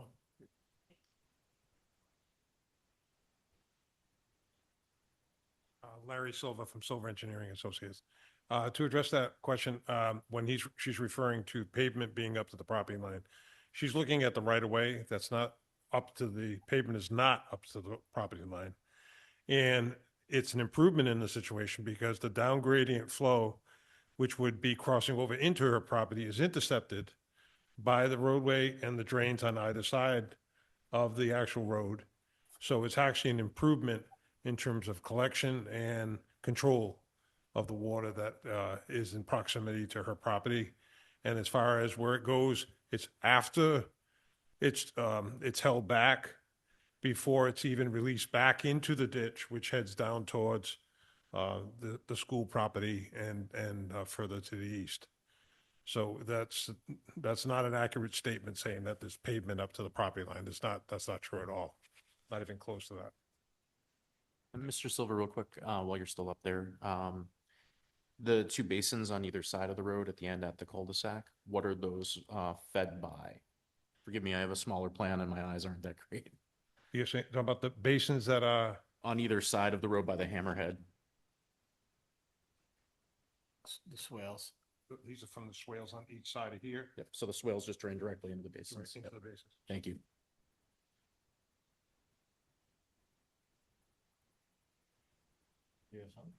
No, I understand what he's saying. I think a field, us walking it, we can understand it better as well. Mr. McDonald, do you have anything? No, nothing that hasn't already been discussed. I think the site walk will be important. All right, any other staff comments initially? Mr. Solari or Mr. Tanzi? I have no Well other done. question. Mr. Tanzi, it might be helpful if we could schedule the site walk to have Mr. Tanzi available. Certainly. We'll do a doodle poll and then I'll have, see what Greg's availability is as well. Are there any initial public comments? We're going to continue the public hearing, but is there anybody from the public that wishes to speak? No? Anybody online? Just No, more people here than in the chat. All right, so we won't schedule a public site walk tonight. Mr. O'Brien will send out a poll to town staff and to the board. And some of the members on here to get a time that works for everybody the most. You might want to check in with Mr. O'Brien to find out when that is. It will be posted, but if you're not looking for it, you won't see it. So you won't be notified about the site walk. So just keep in touch with Mr. O'Brien, or give me your email and he can let you know when that'll be. And is that okay to do a site walk? It's okay with us, but we would have to ask the property owner. Okay. If it's okay. So why don't you get that approval and ask if, We will ask.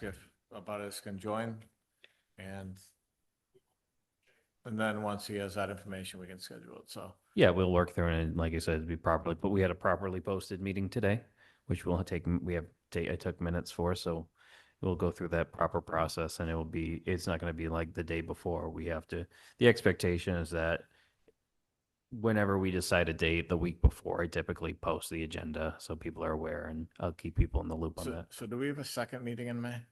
We do. We're back to 2 meetings a month. So I would suggest we move this to the second meeting in May, because I don't know if we're gonna be able to get a site walk in the next 2 weeks. It might be a little rainy, but Well, yeah, next- we could next probably. week- Next week's school vacation. Sure, week, you know, everyone yeah, will be that's right. away.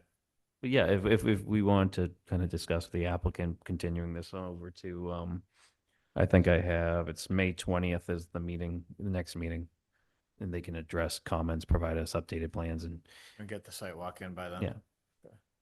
Is that all right, Mr. Silva? It has to be all right. I was a little taken back that we didn't have responses to our second round. You guys didn't even have the second No, we don't. round of plans and comment responses. So I don't know what's going on with that. So, all right, well, we gotta get them, so. yeah, we know, agreed. And I did provide a staff memo as well too. All right, so do we have a motion? What is it, May 20th, Shane? Yeah, the second meeting in May is May 20th.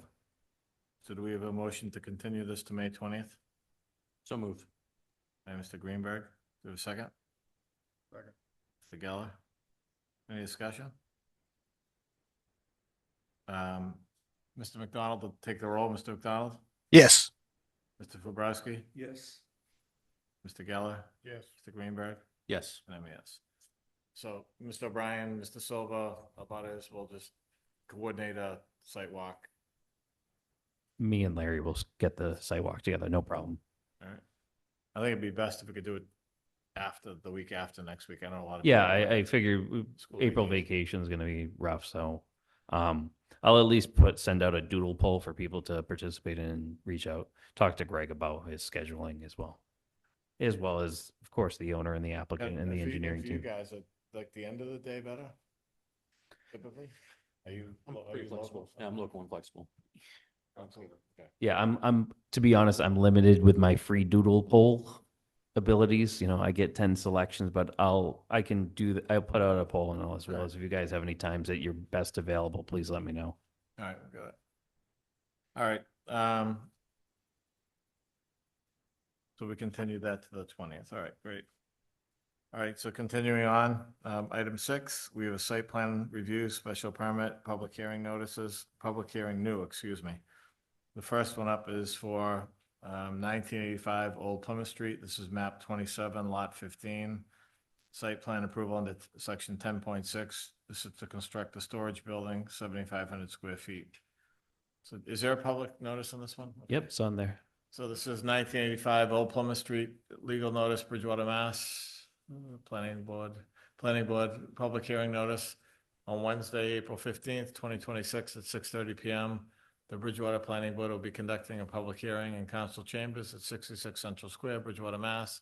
And via Zoom, the link's attached, on an application by Cranmore Drive LLC for a site plan to section 10.6 of the zoning ordinance to construct a storage building of 7,500 square feet at 1985 Old Plymouth Street, assessors map 27, lot 15. The plans were prepared by Silver Engineering and on file with the town clerk and the CEB office. All interested persons are encouraged to attend Bridgewater Planning Board. And yes, this was posted in the Brockton Enterprise on April 1st and April 8th. Was it? Oh, yeah, all good. Good evening, Larry Silva from Silver Engineering Associates. So the property that we're talking about this is the one that was originally a subdivision, then we rescinded the subdivision. It's a very large site. And basically there's outside storage on the right side of the driveway. And what we want to do is take a part of that outside storage and actually make that structured inside storage. And so there's a 7,500 square foot building that's proposed along that driveway that comes in. And and then and it was no other changes that were proposed. We submitted the plan, we got a review comments back, which there were a couple of changes that were asked for. One had to do with putting some siltation control. The other was for footnoting that the drains at the entrance to the building itself were to be designed to meet the plumbing code. And that both of those changes were made and revised plan and comment letter was sent back to respond to those two minor comments. It's a pretty straightforward one. There's nothing really, you can see there's very little in terms of anything, changes of anything in terms of grade or anything, because it's a very flat area that basically we're putting the building in that location. And it's just replacing outside storage with structured storage, that's all. So Larry, I think it's pretty straightforward, but just the only question I had on this is, how does this lot meet open space requirements? Everything you have is gravel. Is there any green space? Well, it's when you say green space, you're talking about a site that's been in existence for a long time. I know it was a subdivision I know, before, but but does it meet the open space requirements? the open space requirements. What's the treatment going to be around the building? Is it just going to be impervious? It's the roof, the change is from having a gravel surface to having a roof surface. And that roof is being channeled down to roof drains, which are adjacent to the building. So that's how the water that is for this change is being handled. That's the only change that's happening on site. There's no change to additional parking spaces. There's no change to any other criteria on the site itself. It's just changing from outside storage to structured storage and taking that roof flow and bringing that and infiltrating it into the ground. But you're proposing plantings and everything along the street? In terms of plantings on the street, You have proposed arborvitae hedge screening. I can't see that. Oh, along the street? Yeah. Yeah, well, along that stretch there, yes, because of the outside, the open storage and the view from Old Plymouth Street, our client wants to be able to create some screening along there, just to be able to make it, less unbeautiful. I mean, that's not a term, but basically to beautify that view from Old Plymouth Street. Because right now, that's kind of just an open stretch. The whole thing is all gravel. So by putting plantings along there, that creates a little bit of a buffer. It's all industrial. It's industrial, and it's a pretty insignificant kind of change from. You're supposed to. And quite honestly, this Is the gravel impervious or is it pervious?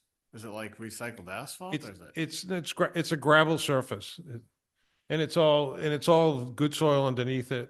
It's all sandy soil in that area there. So we're taking the roof flow. That was the other thing that that the town engineer asked, is to show how the roof drains were connecting over to the infiltration system, and we showed that detail on the revision. Mr. Silva, can you speak a little bit on the tight tank that's referenced there, what it is? Yeah, the tight tank, if, when you have a drain that is inside a building itself, when you have the ability for a vehicle to go inside, there's a requirement for, if you're on sewer, that you can go to what's called an MDC trap, which is basically to trap oils and greases. And if you don't have that situation, then what you have to go is to a tight tank. And that basically, those drains feed in there directly. And when the level in the tight tank gets to a certain point, their alarm goes off, says you have to pump it out, and you pump it out as hazardous waste. Gotcha.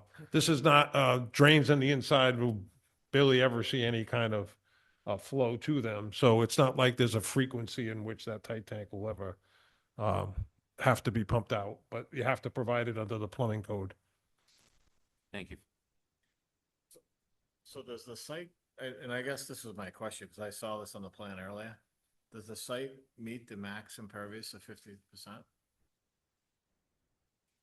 50%? Do we have a calculation that shows that?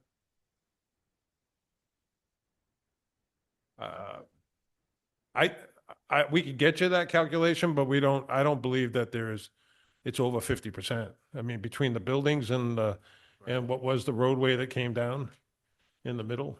Does it meet the 30% open space? It's open space. I guess the question is, if you're saying open space by not having a gravel surface and just having green space, if you're asking for that number, we'll provide you that number. I can't tell you I can't tell you exactly whether or not that number is met. There's a very large detention basin, which is on the eastern side of the site, which occupies a very large area, and that has a lot of vegetation in that area also. And then also the other buildings that were done in the back of the site does have still a lot of vegetation back there. Because you have the parcel and zoning data, and I'm fine with it. I think we should make sure that some of these sites, like up at Fireworks Circle and stuff, if you drive through, they're just becoming all gravel. There's no open space anymore.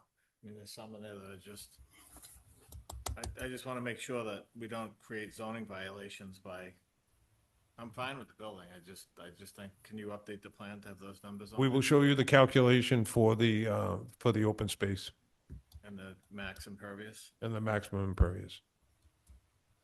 And I wouldn't have thought about it, but you have you have every inch of this, you're showing gravel. Well, there is gravel. Been gravel for a long time. like reprocess, is it like dirt that's there? Is it like? It's a gravel surface. It's Just brought in? imported gravel that basically creates a working area to be able to store material on.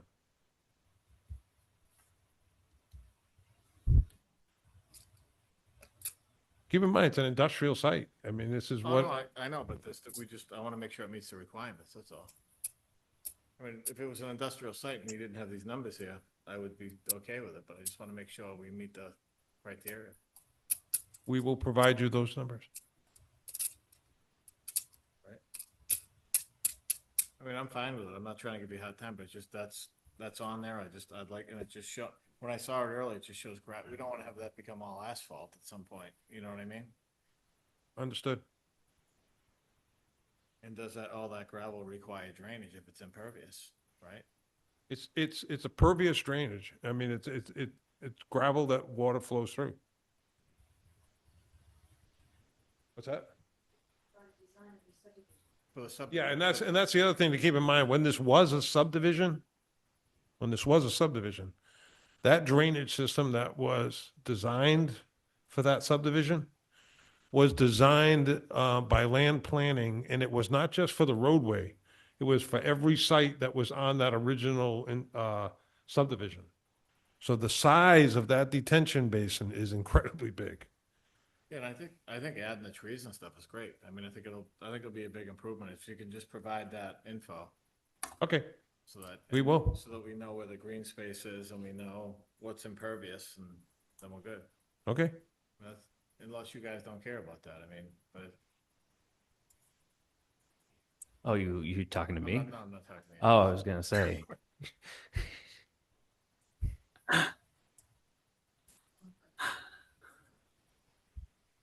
I mean, I don't want to put ourselves in a position where we're violating anything for the planning Yeah. board, but that wasn't really a consideration of mine, so. If you guys don't care, you know, I just, if we, it's up to you guys, what are you gonna do? I mean, I know the site, it is an industrial site that's been there quite a bit, and I understand what he has, and I understand what Larry's saying about pervious, it's gravel throughout the whole yard.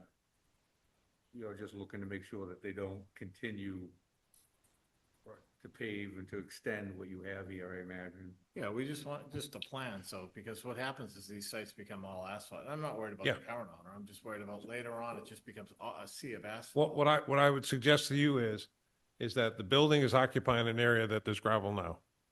If what you want is in the final plan, if you would approve it, the plan that we provide will have those calculations on it. So it'll be documenting for the future that that's what the conditions are as of right now, and that's your measure to anything in the future. We're not taking away something that's a green space in order to put this building in here. That's the difference here. If we were telling you I was taking away a green space to put the building there, and you were asking me, well, is that going to put us under the open space numbers or anything else? We're taking an area that's already a gravel surface, and we're just putting a building on it, and we're taking the drainage from the roof and putting it in the ground. But if you want to document what the current conditions are for the overall site, in terms of open space and so forth, and impervious areas, so that you have that documented today, so that if there is anything ever comes in the future that disturbs one of those areas that's not a gravel surface, then you would have that to measure against. Yeah, and I keep going back to a couple of sites we have in town. So for example, we have some other parts of town, we have complaints and stuff's grown and stuff's paved everywhere and there's no record of it, a site plan of it. So I think that would be helpful. Just that we know that Yeah. it's not more than 50% impervious, and if you're representing it's less than 50% impervious, then there's 30% open space there, and you're just gonna document that on a plan, I'm fine with that. Okay. I'm good with that. Yeah. Yep, And same just to here. clarify, you're saying do that now as an update to this plan, or are you saying doing it at the end? I'm okay with, I'm fine with it, I just wanna make sure that later on, whether it's No, the current owner. or He's what- saying, are you good with it now? We pick it up in the end. Yeah, pick it up. Yeah, I agree. I tend to agree with that. I'm good with it. I mean, there's sites, and we talk about them, we talk about them with Mr. Solari, that when they change ownership later on, they're like, oh, the gravel was here forever, we paved all over it, and then it's just, if we can pick that up now and make sure that we. We'll have it know- all in the categories and give you all the percentages of what's there. And you're pretty sure that that it meets the requirements, is what you're saying, right? Yes, All right. Put it on the plan, put it on the final plan. we will. So we would make it a condition on the as-built plan that is the zoning. For our final approval, yep. Perfect.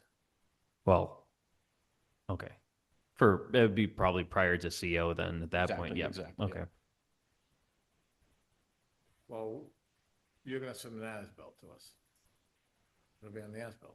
No, that's what I meant. I just, in terms They, of. they couldn't get we- occupancy or whatever Yeah, the we would- certificate we- is unless the planning board signs off. Yeah, we would need an as-built that would be, Yep. because they're gonna do, from a permitting process standpoint, we do a certificate of approval plan that goes for the building permit, and then presumably, Silva Engineering will do the as-built plan where they would have to provide Well, that zoning confirmation. The only reason I picked it up today was because typically the way you guys do it is there's parcel and zoning data, and there's the site, and there was no site data here, Oh, right? okay. And then, so there's no site data here, it's just the parcel and zoning data. Well, there's parcel and zoning data, but you just put the zoning data, not the parcel data. Right? So then I started looking at the plan, and I just saw it's all gravel, so I'm like, well, does it meet these requirements? Yeah, I think that goes back to partly because when you guys made these changes in the zoning, these kind of things didn't show up as a site plan approval. You know what I'm saying? Before, it would had to be a change in use or an addition of 5 new parking spaces or things like that triggered site plan approval. Now, any building permit triggers a site plan approval. Yeah, I'm fine with it in the as-built, Yeah, that's fine. yeah. It's just a contingency on picking it up from the as-built. Yeah, that's fine. I like that. Good. So you'll update the parcel and zoning data? Yep. So they're side by side, like you Yeah, know. and you'll have a record of where we are at this time, show that it meets, and then you have a measure for future. And you'll show on the plan what's impervious, what's not Yeah. impervious, and do the calculation and the green space. Right. And to Mr. Silva's point, he's actually taking water away from what is the surface now. Right, yeah. So, Yeah. I mean, I think it's That's gonna right, make, direct I to think it. it's gonna make the site better, what they're doing. absolutely. I just wanna make sure that the parcel and zoning data is correct, that's all. So, Yep, great. any other questions on this? Board questions? Mr. McDonald, Nope, nothing for me. Mr. Tanzi, No, nothing. public comment on this project?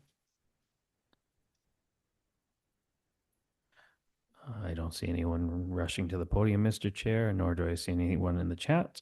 All right, so do we have a motion to close the public hearing? So moved. By Mr. Geller, do we have a second? Second. By Mr. Greenberg, any discussion? Mr. McDonald, Yes. Mr. Fabrowski, Yes. Mr. Geller, Yes.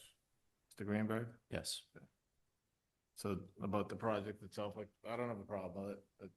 I think it'll be an improvement up there, so. Yeah. Shane, just work out some language that the parcel data is, Yes, so I'll throw up my conditions that I've already given you guys. Just typical for especially like a project like this, it's pretty much conditions, 18 conditions based on review, have a pre-construction meeting, and then we can add the information and do a additional tie it into condition 16, where we typically ask for an as-built plan and certification, but we could require as a additional condition that the applicant provided updated zoning data that complies to our zoning ordinance regarding as part of the as-built and prior to a certificate of occupancy. you know, and the other thing the other reason I want this data done is because this is in a zone 2. This site, right? Yep. We want to make sure, I mean, and I know the zone 2 on Plymouth Street's a hot spot, so I just want to make sure that it meets the requirements of the, you know. And I just don't want the gravel to grow and the pavement to grow, and that's really why I'm looking for that, because it's a zone 2. it has the requirements, so. There are no additional requirements for a zone two we shouldn't be looking at for this, right? No, I met with the applicant probably a couple months ago. I think one of the concerns that I had, just making sure that, nothing tied into a special permit, but I think originally you guys were proposing, underground propane tanks. We kind of recommended that it was above ground just because we wanted, with a lot of these, zone twos, you kind of want to avoid going underground. And we should probably list, this type of store, it can't be I imagine it's ironwork storage, is that what it's gonna be, like, stuff like that? Or building related. But it's nothing that would violate the zone two, right? Right. So in other words, you can put a stipulation that says it cannot be hazardous waste storage violating the requirements. So it can't be storage of oil, they can't, and I know if there's trucks and oil changes, you can't have more than, we went through this before, you can't have more than X number of gallons of oil stored. Yeah, but that's not, there's no trucks inside the building. This is just like dry storage. It's just dry storage. Yeah, especially too, when this subdivision, prior to this being a subdivision came into place, that subdivision was approved in like 2006. So a lot of the buildings and things over there have existed while the zone two has been in existence. Right, but this is a new building. No, I know, just everything that's prior to, it's not like it's a brand new building falling onto an industrial site that's been industrial 50, 60, 70 years. Bringing water to it, Larry? Are we what? Are you even bringing water to it? It's a 7,500. It doesn't, You're not bringing water? it doesn't trip it. Yeah, so there's nothing that's needed there. Just the raw storage? Just raw storage. Just putting a roof over a storage area, basically. Not everything can stay outside.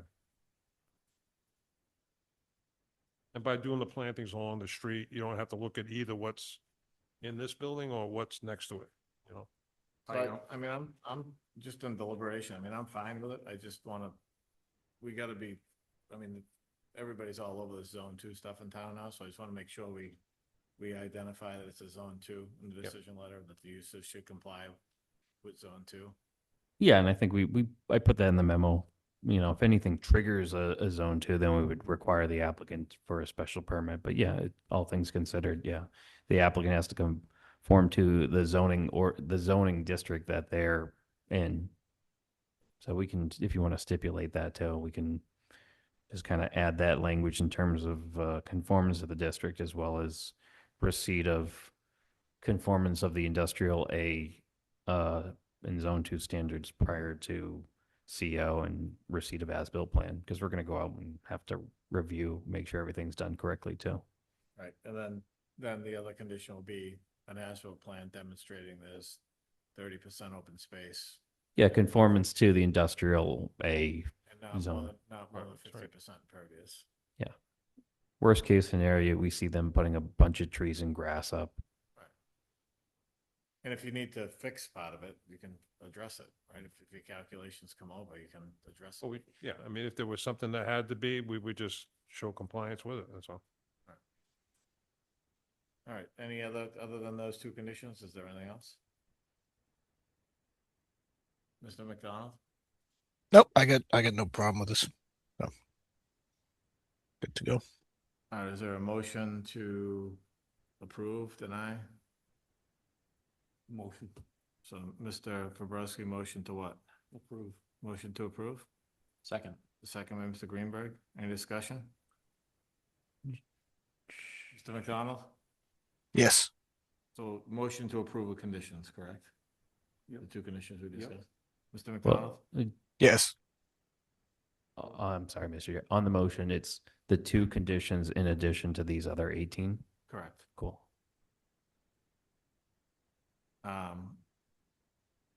I said Mr. McDonald. Mr. Fabrowski? Yes. Mr. Geller? Yes. Mr. Greenberg? Yes. I'm yes. All right, thank you very much. Thank you. Thank you. All right, so is this a new one, Shane? Yeah. 292, yeah. So we have, We have a plan on that? what's that? We have a plan on that, actually? That's the last one. We have a lot of zone two stuff tonight, because this is zone two as well, right? Yeah. So we have a new public hearing for 292 Bedford Street, map 48, lot 55, site plan approval under section 10.6 to construct a commercial building that's 11,765 square feet.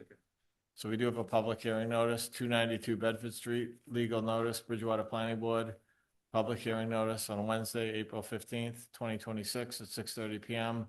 The Bridgewater Planning Board will be conducting a public hearing in council chambers at 66 Central Square, Bridgewater, Mass, and via Zoom. The links attached on an application by Bedford Street Holdings LLC for a site plan approval under section 10.6 of the zoning ordinance to construct a commercial building of 11,765 square feet at 292 Bedford Street, assessors map 48, lot 55.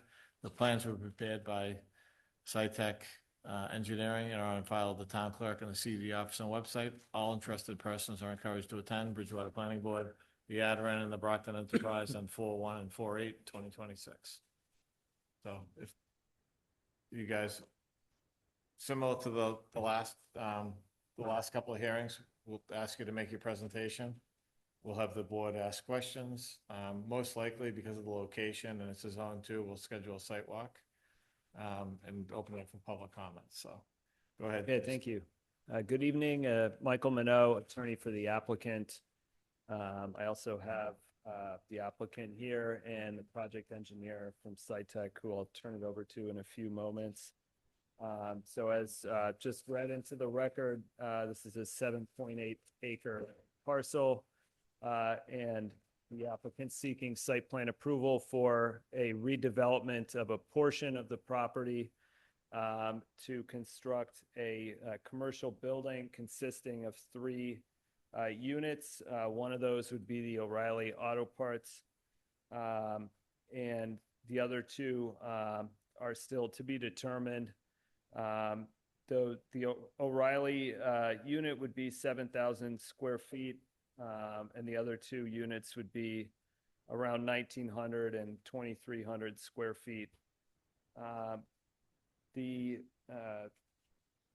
comments that we reviewed in the staff report, I believe we can address those tonight, or at least explain what's in process to address those.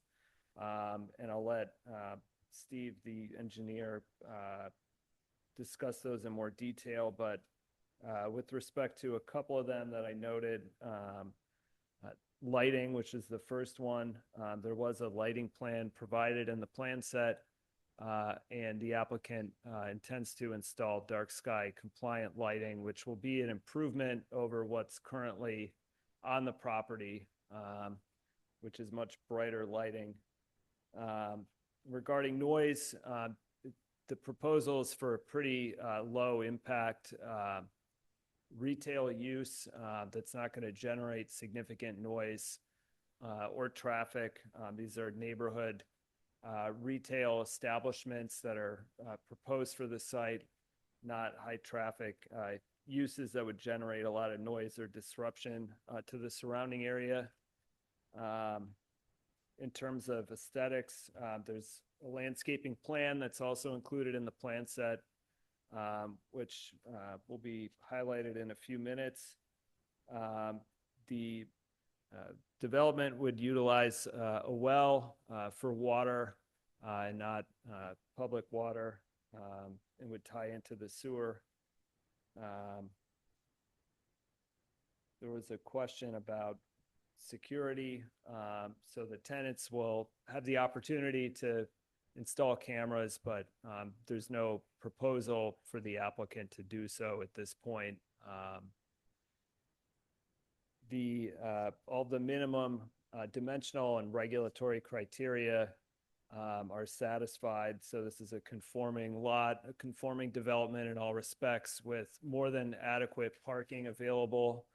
And that's all detailed in the plans and the staff report.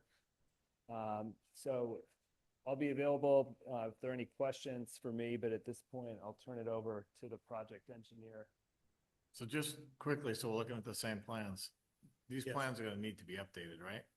Yes. Because If, go there's- ahead. This looks like this evaluates the whole lot. but you're actually creating a Form A for this new lot, correct? Yes, I can explain that. But for the record, Steve Giosa with SciTech Engineering, representing the applicant, and this is Steve LaBelle, who is the owner and developer of the project as well. I'll run through quickly the site plan, and then we can talk a little bit about creating the Form A plan that would isolate this from the balance of the site. This is a portion of the site that is located to the north of Sullivan Tire. You'll see Sullivan Tire on the right-hand side of the plan, that large rectangular structure.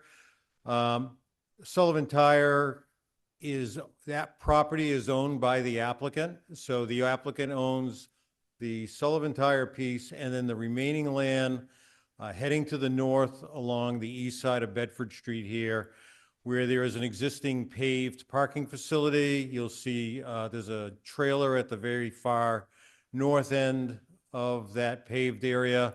And the site is typically or historically been used for vehicle storage that the owner operates his business from.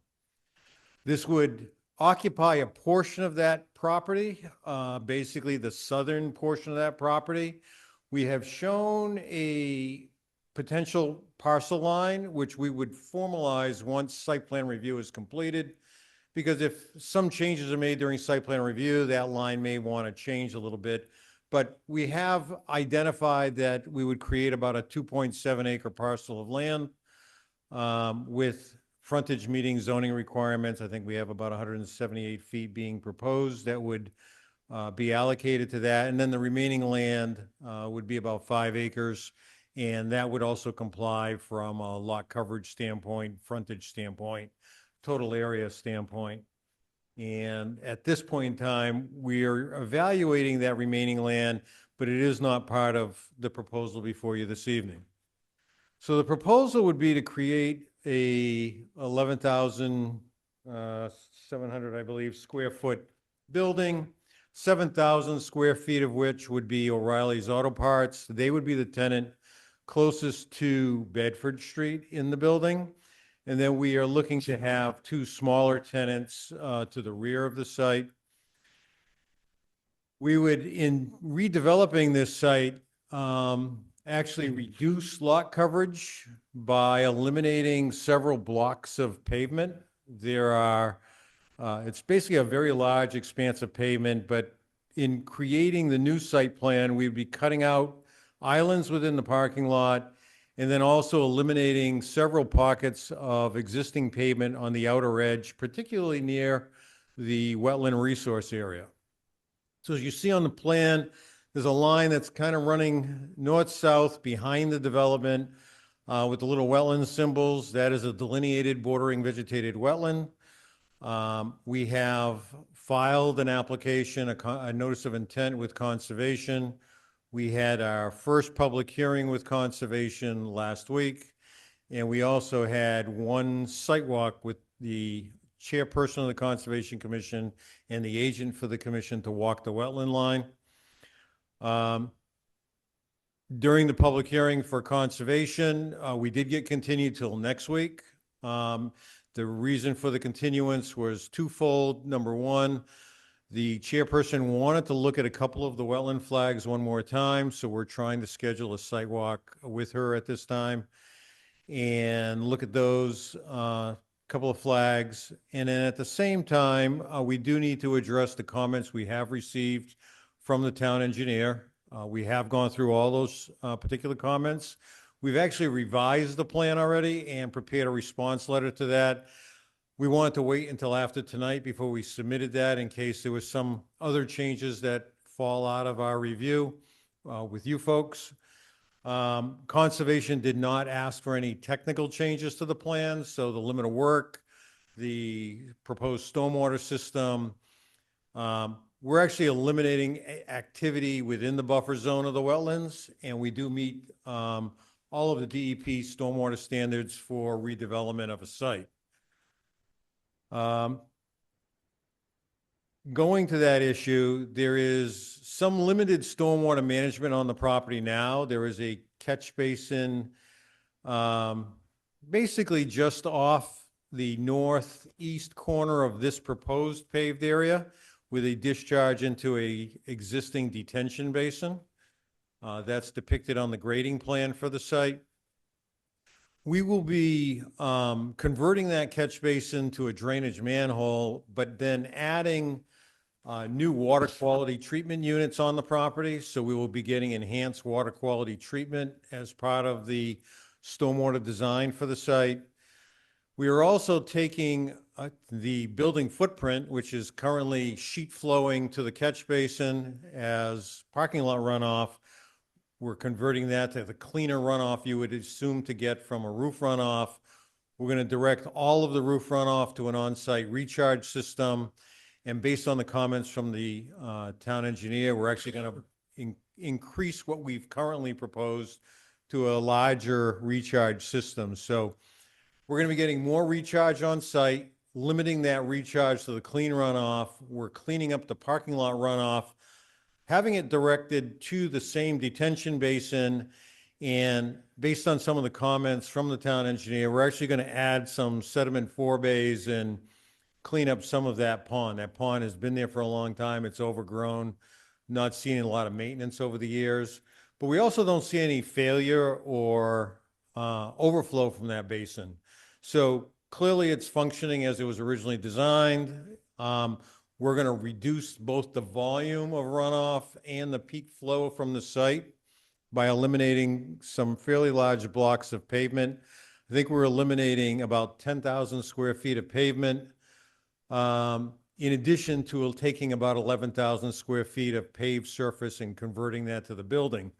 So those are pretty good improvements. We're adding landscaping that currently doesn't exist. You get kind of a big expanse of pavement at the present time. The alignment of the building has been set to mirror the Sullivan Tire property, and it also happens to coincide with the dividing property line between Sullivan Tire and this new building. You can see in terms of scale, we're about the same size footprint, a little bit wider, probably a little bit shorter than Sullivan Tire's building. And then the site sits way up in the air. It's up above, elevated above the wetlands. So the adjustments to the wetlands line that we're talking about are going to be relatively minor and will not impact any of the proposed activities. So although we may adjust a couple of flags with the commission, that will not alter the layout, the grading, the stormwater management, and other utilities. The project is proposed to have a well for water supply, given the restriction on new connections.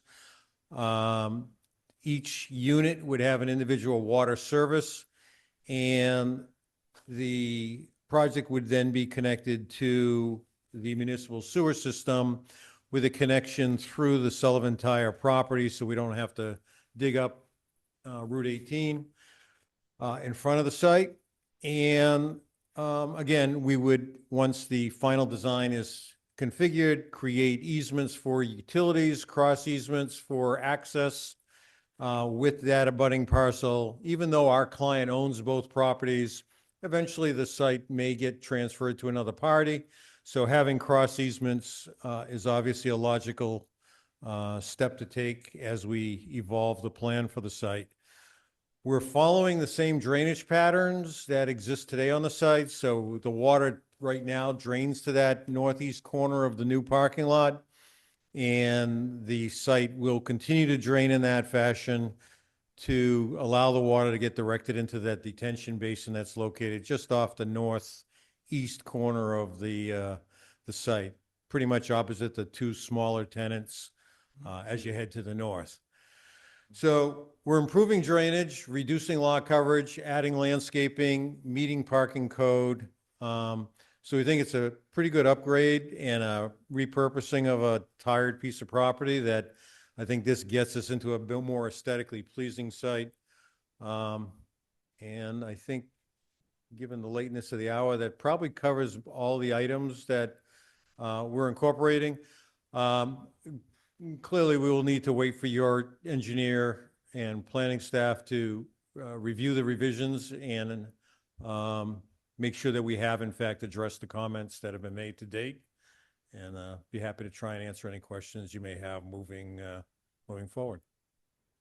Yeah, I mean, initially, I think,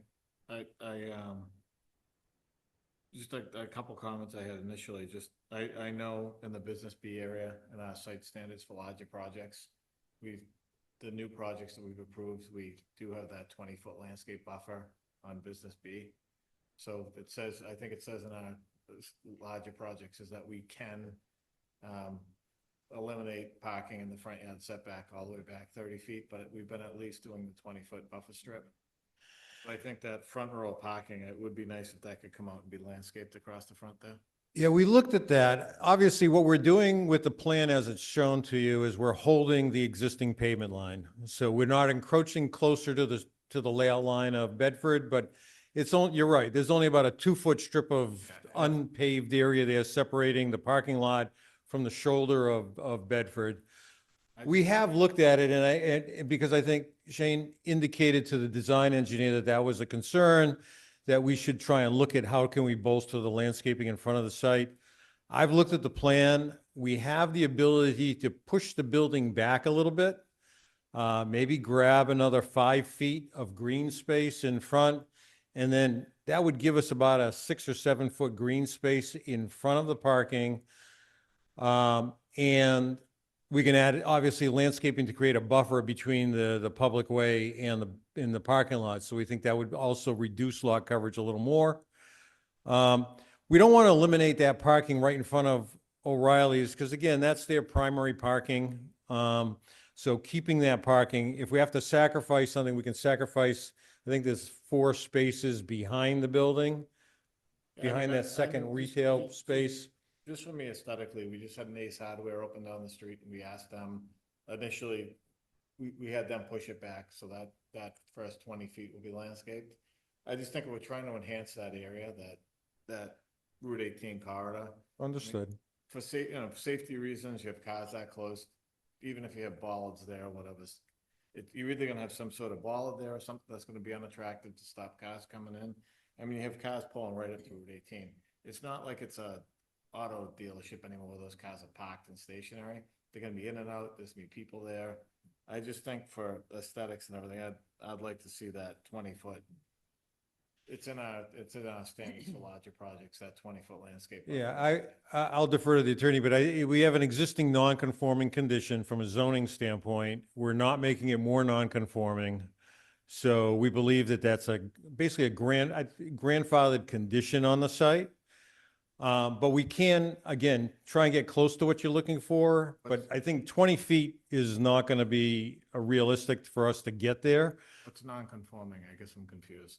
I'm sorry. If you're creating a new lot, what's non-conforming? I'm sorry. If you're creating a new lot, what's not conforming? The paved condition, the condition of the site, the structure of the site, which is the pavement, is a non-conforming feature under existing conditions. Right, We're not making it more non-conforming, we're actually making it less non-conforming with this redevelopment. Well, this is a new site plan for the site though. Understood, but it's a grandfathered condition. It's like any other grandfathered, and I'll defer to the attorney on this, but it's a grandfathered condition. I don't agree with that, but okay. Yeah, and just to address a comment that you just made, it's not a new lot either, so I think that goes to. We are creating a new lot. Well, this is just for site plan review for this redevelopment project on this portion of the existing parcel, not. I thought we were creating I guess I'm confused. I thought we were creating a separate parcel. Well, that's not part of this application. This is for site plan approval of this redevelopment project for the 3-unit commercial building, the O'Reilly Auto Parts and the 2 other commercial units. So this isn't an application. There's not a form, there was a Form A that I saw that's going to be part of this. And you just mentioned it's 2.77 acres. Yeah, we've been asked to make sure that at the end of the day, following this process, so this process right now, you have, as it was advertised, is a single parcel of land. when and if this plan is approved, we have agreed that we would create a new parcel line through the A&R process. That would be a separate application. That's not technically in front of you at this time. We would expect that the board, in crafting conditions of approval, would require us to present an A&R plan, but that is not what is before you tonight. But I think we need to see that A&R plan, even if it's not approved yet, so we can make sure there's adequate open space, the drainage is calculated properly. We need to see that. Which is why we've shown that line on the plan, and we've calculated the frontage, the area, the lot coverage, all of those criteria we have identified. Just for this new lot? Just for that potential new lot, correct? And we have that. Yes. We have that. Where is that, Shane? Regarding I think what you're asking for is that, Because everything I'm looking at refers to the whole site. so what you're referring to is that the plan set that we were given shows the total open space numbers too. And I think the expectation that you guys want is that you guys want it based, because we did get a one sheeter showing a split in the parcel, but you want to confirm that that one parcel meets the requirements of the district. Or it has a zoning table saying it conforms to open space and lot coverage and height and all that jazz. We can clarify the zoning table so that it just reflects what would eventually be the parcel that would be created. I think that's what you're asking. Right, and I think the use is changing, so those spots up front, those spots are for retail display, from what I would gather, right? Those are gonna be active spots now, with cars in and out, pedestrians in and out from a safety point. But it's, right now, it's used for storage of vehicles. It's a parking lot, and it'll be a parking lot when we're done. So we're not changing the nonconformity. The nonconformity you're referring to is the setback of the pavement line to the layout line. That exists. That is not changing with this plan. So even if we're subdividing, the nonconformity stays the same. We could turn this into 3 lots, and that pavement line stays exactly where it is. There's no change in the nonconformity. Right, but I think when we're looking at that new use, we're looking at safety, we're looking at all these other things. I think we can agree to disagree at this point, but that's fine. No, but we want to reach, obviously, an agreement. We understand your concern about creating green space, separating the site from the street. If you look at Sullivan Tire, obviously, they've got a little bit wider green space than is in front of this site. We're able to go a little bit more than what Sullivan Tire has, but I think 20 feet. So what's happening to the auto dealership that had a 1-year approval that's there now? Is that being removed? I'll speak to that because that's State your name and address. sir. Steve LaBelle, owner of the property at 292 Bedford Street. So with what you've mentioned, both here and privately to other folks about that office trailer, that office trailer, I never agreed that that was going to be a 1-year deal. I was simply asked at the hearing, and you can play it back if you'd like, that what was my intentions. I said, I hope, exactly what I said, I hope to build a building in a year or so. I never agreed that, hey, I'm only going to have an office trailer for a year. That was never the deal with the board at the time.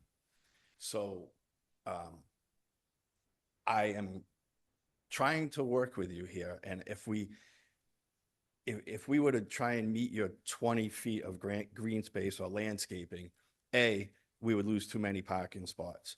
B, it's not under the Massachusetts law. This is a redevelopment, which means we don't have to do it, but we're still willing to work with you. We're not trying to be difficult. We're trying to be feasible. And I think it would look strange to have 20 feet of landscape at this project, no landscape at the next project, and 8 feet or 7 feet of landscape or whatever it is in front of my Sullivan building. It doesn't make any, it's not going to look attractive, number one. Number two, we'll lose too many parking spaces. I'm bringing more tax revenue to the town, which the town desperately needs. And I'm building a beautiful new building, which is going to aesthetically make that lot look so much nicer than what it does. Yes, going back to your original question about the office trailer, that will go away once this building is completed. We are currently using it for an office, and we will also use it as a construction office during the project, which we need to have by law on site.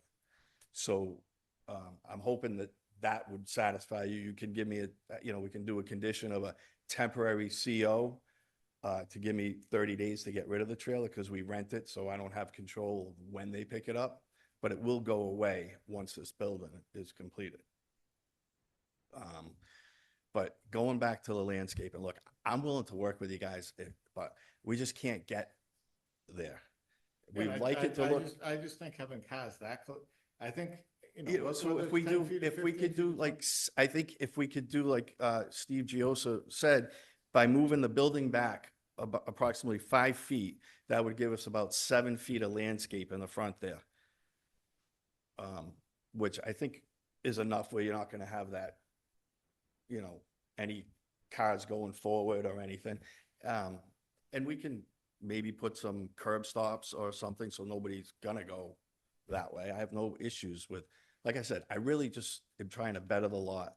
I just purchased another property in town, and, there's a lot that I'm doing. don't take it, I'm in favor of this project, but Okay. I'd like to see, we're trying to enhance Route 18. And believe me, I mean, at the end of the If day, you what I drive have down in the Route- if future you drive down the Route road, 18, you got a rooming house next to you that's falling apart, I think we're trying to make it look better, right? I guarantee you that this is one project I have. I have something else I'm gonna come back in front of the board for. And I think you guys will really like it. I'm willing to work with that, and I don't know what everybody else feels. I don't want to get in an argument over how big the landscaping strip is in front. All I'm saying is, I don't think having parking for an active retail store I right agree. up against Route 18 with no landscaping is a good idea. I agree with you. And that's why we're willing to, try to accommodate 5 to 7 feet of landscape there. But just, if you look at our I regulations, did. if you look at our regulations for large projects, we can ask for parking out of that whole front yard setback.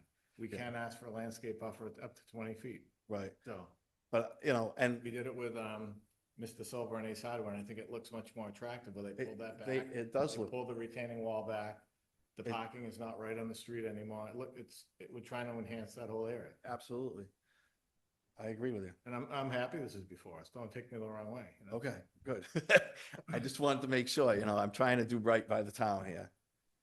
So, How are you gonna address, you're gonna do a private well, yes. but you're gonna wanna tie into sewer, but sewer is calculated by water.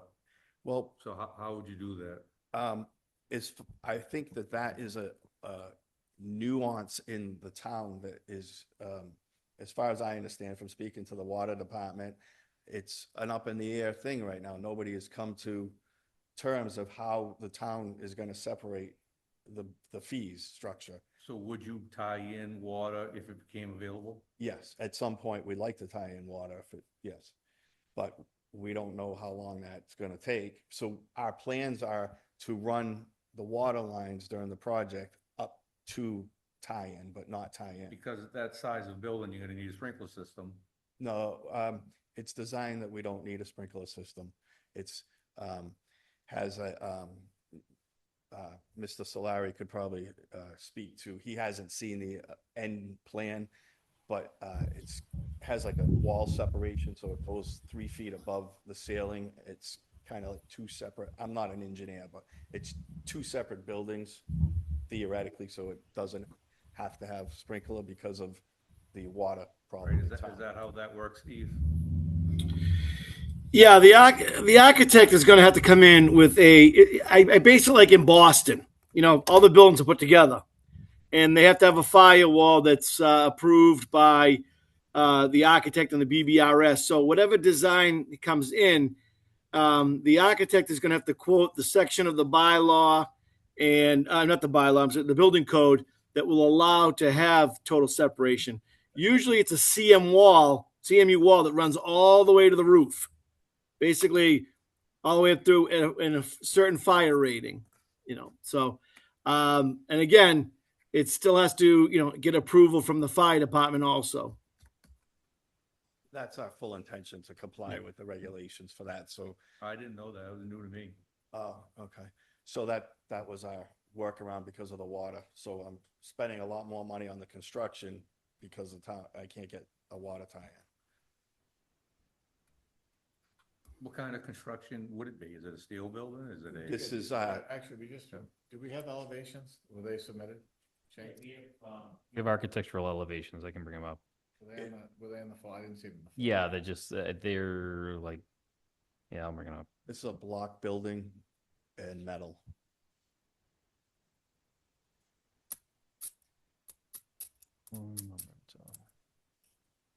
Yeah, it was O'Reilly Auto Parts 323 A1, but I'll share my screen. We can all look at it together. And I just wanted to also add that with the Mr. Tanzi's comments, we did do new test pits that he witnessed yesterday because we had done them. We didn't know he needed to witness them, so we redid those yesterday. So he's aware, but the engineers will be sending him all the other things. But excuse me if I'm a little hot about this. It's just, I got O'Reilly's on my back to get construction going, and it's just so many things that. Oh, it's a good project. I have to No, say it's a though, good I have a couple of buildings on 18 too as well, and the planning board did do the same to us at that time Yeah. of trying to make sure that they were trying to do a beautifying of Route 18, so I can understand, Yeah, if I had the extra room, I Balance. would have no problem doing it, but I just don't. Yeah, I mean, I have think, it. I don't want to ruin your project, right? But at the same time, I don't want to see parking up at the street, so. Yeah, I know. So if we can get away with the, what's, 6 or 7 feet, whatever it comes out to of landscape. What else? And then I would like to see the plan showing that, hey, this is the lot. It's you referenced 2.77 acres. That's why I'm getting confused. And then we'll look at this whole site here. The 2.7 acres is, once this project is approved, then we know where we can put a delineation line. Right. And then we'll go for the A&R plan. But until we know, if you, like, for instance, if we had to move the building to the left to get more green space or to the right, this way here, we know where we got to put the line and subdivide the property. Right, but once you have a final design, you're going to show us the line. Yeah, And we we'll have can, all the we can do that as built, requirement and so forth. Shane, do we have any feedback, any comments from Water and Sewer? No, just from the town engineer. I mean, because I personally don't think this is, I'd rather condition, like, they're gonna allow water hookups at some point, right? That's a bigger question beyond the town planner. I mean, I don't think we want a project like this on a well. We want this on town water. Yeah, and I think Chris's question about, I know it's feasible to charge someone for sewer on a well, but yeah, the practical nature of, well, we're asking if we can't tie in, then you need to do a well, but it's. Would you guys be willing to condition tying into town when it came available? Do they want it? I think that's a big unknown because I don't know what the fees will be down the road. If it's going to be an outrageous fee. If you told me if we were going to make that condition upon today's fees, I would say yes. But with the issues with water, I don't know what it's going to be in the future. And I don't want to set myself up for something like that. Shane, I think we need to find out from the sewer department if a well can be tied into sewer. Sure. Because if it can't, then I did ask the health agent, and he says there's probably some in town. I just don't. He didn't have an example per se. But we need water and sewer feedback. Sure. I'd appreciate the feedback too. Yeah, because I've gone and asked, and nobody knows. You get a deer in the headlights. I don't know what to tell you. So it's kind of hard for anybody coming in front of the board to know. That's a big project to service with, I think long-term, you're gonna be better off with public water. The O'Reilly's building, they probably have 3 employees in there. Everybody else is out doing deliveries, so it's not a lot of use there. And the potential other clients for our back, it's going to be the same thing as, 1 bathroom per unit, and it's not going to be high use. It's even, pertaining to the sewer, it's going to be very minimal. So back to this trailer for a minute, that'll eventually come over. Was there a variance given for that trailer? Because that's in residential D. Oh, so when that was done, and this is another legal question, but when that was originally done, that was all commercial. They changed zoning after the fact. So I was advised by attorneys not to move it because I'm grandfathered in for the What, the use. trailer was there before zoning? Yeah, yeah. That line hasn't changed in 20 years. The town did something with the zoning.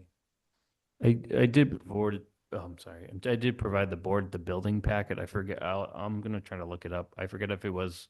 Because that was all.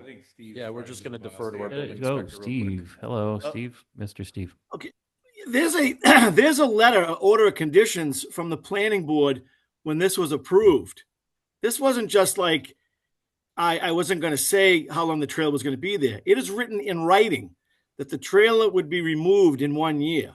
I don't know if you guys have it, but there is a order of conditions for this. So this is why there's a lot of things being said here tonight that I'm getting a little bit Steve, stranged out about. So, I mean, I was given the license. I didn't go in front of planning originally for the license. I only went in front of the, back then it was selectmen, I think, or maybe it had just changed to city council, to get the used car class 2 license. I didn't go to planning initially. but there's a planning board decision. I know, and I don't know how that all came about. That was Well, after. what do you mean? I mean, you're got a lawyer right next to you. You got a planning board decision, but you don't know how you went in front of planning? I'm very curious.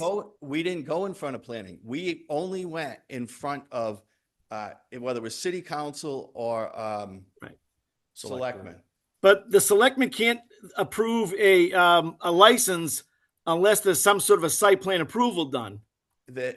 That wasn't the case because at the time I had owned, the whole thing was a dealership. So we broke off part of that to be a used car dealer. I don't know how that all came about. And that's why originally I said to Shane, like, I want this broken off because you got abuse here, abuse here, and like, we want to have a clean lot for the site. For this new building. Well, like I And that's said, what you're gonna do. we're gonna do that. It's just a matter of figuring out where, once the project's all approved, then we can put the line. And like I said, the trailer's going away, so it's kind of I know it's a thorn on everybody's side at the time, right at this moment, but it is going away when this is done. All right. Do we want to do a site walk on the site or not? Something you guys want to do? I'm familiar with the site. I know what it looks like. It's a lot of asphalt. I'm good with it. Yeah, I just want to also say something to the board is when you have a building that doesn't have a sprinkler system, you know, like on a normal building, you have all your electrical and your plumbing running through the building. That doesn't happen in this type of building. It's got to go out and in, out and in. It's a very expensive because the electrical is not fed through the building. It's got to be fed individually outside because you're not allowed to break that firewall. That firewall that goes between the two buildings, no penetrations are allowed. So there is a little bit of money concern this because you got to bring your water separately, your sewer separately, your everything because it's got to be all separate. It can't be. It's got to be individual. They're considered individual buildings, and on an individual building, you can't go through one to the next one to have not have to have a sprinkler system.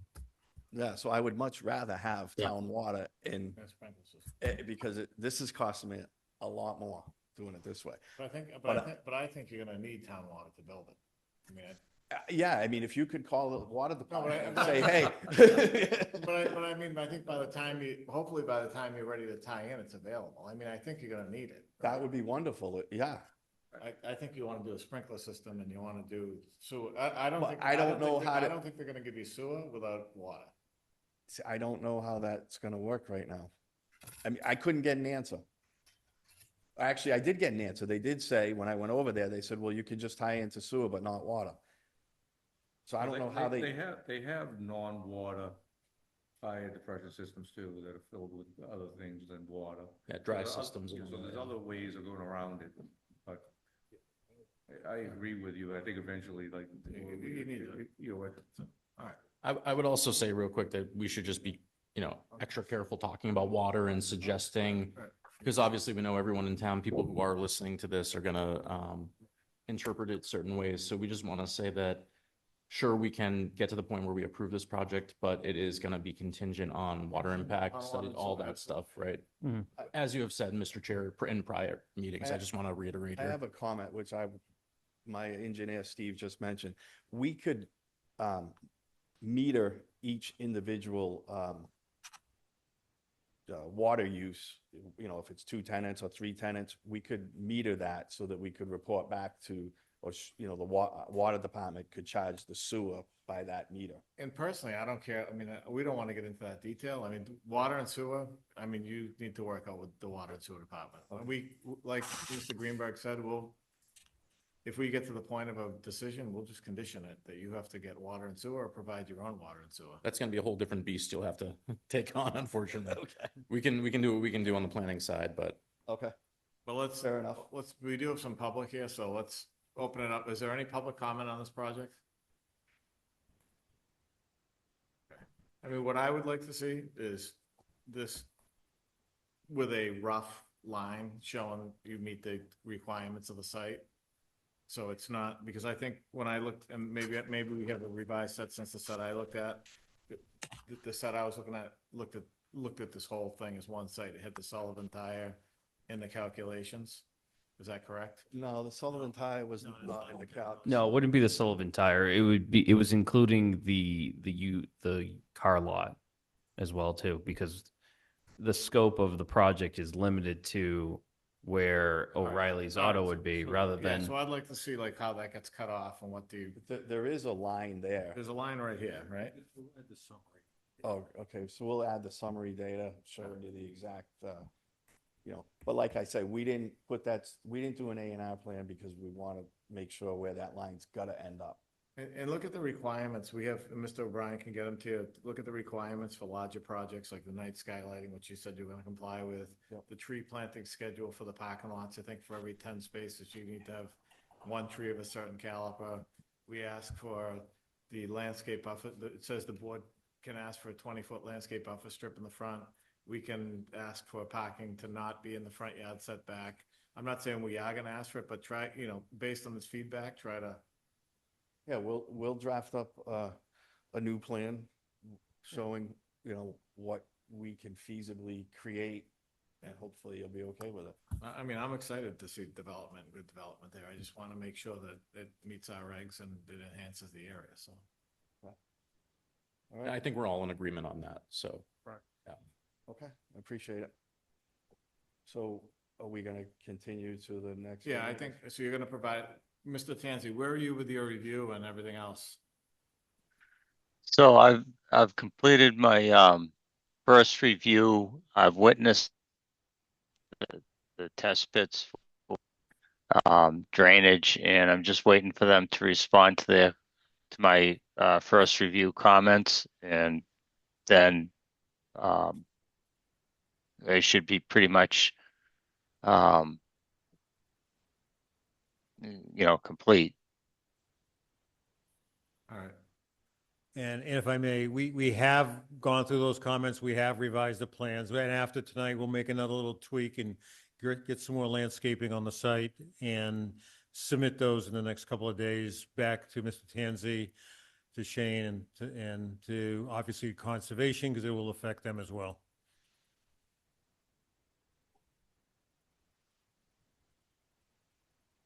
Any other comments? I agree. If you could push it back as far as you can. Yeah, but sure. Yeah, we have to deal with the wetland issue. We can I only go back so I can far. see what you have, but it No, looks I like get it. you could maybe reconfigure a little of that in the back and try to steal some of that footage. That's You what can we're gonna also do. move some of the parking over. Right. You can move the lot line over, right?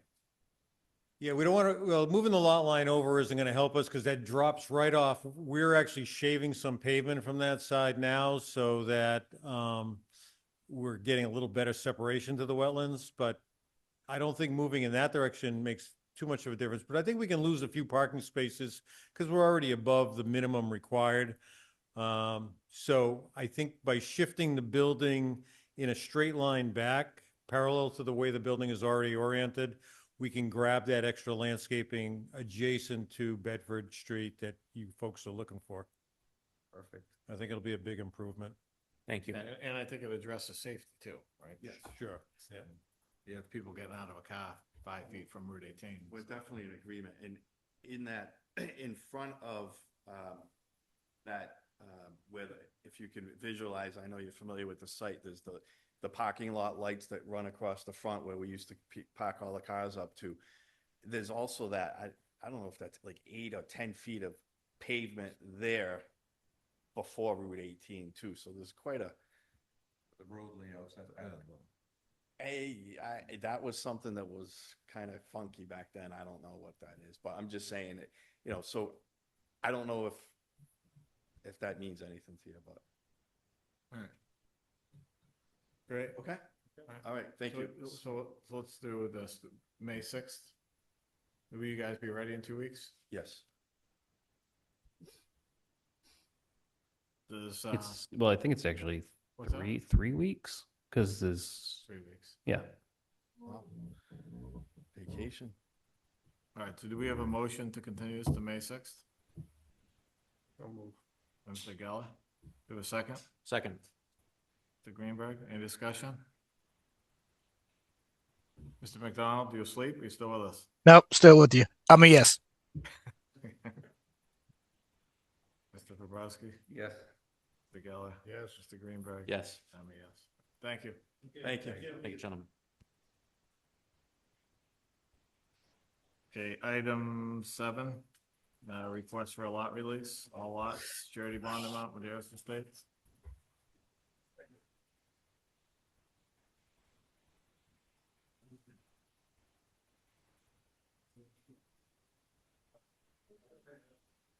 You want to see this at all anymore? Mr. Silva, are you up on this one, or are you up? or- Come on, guys.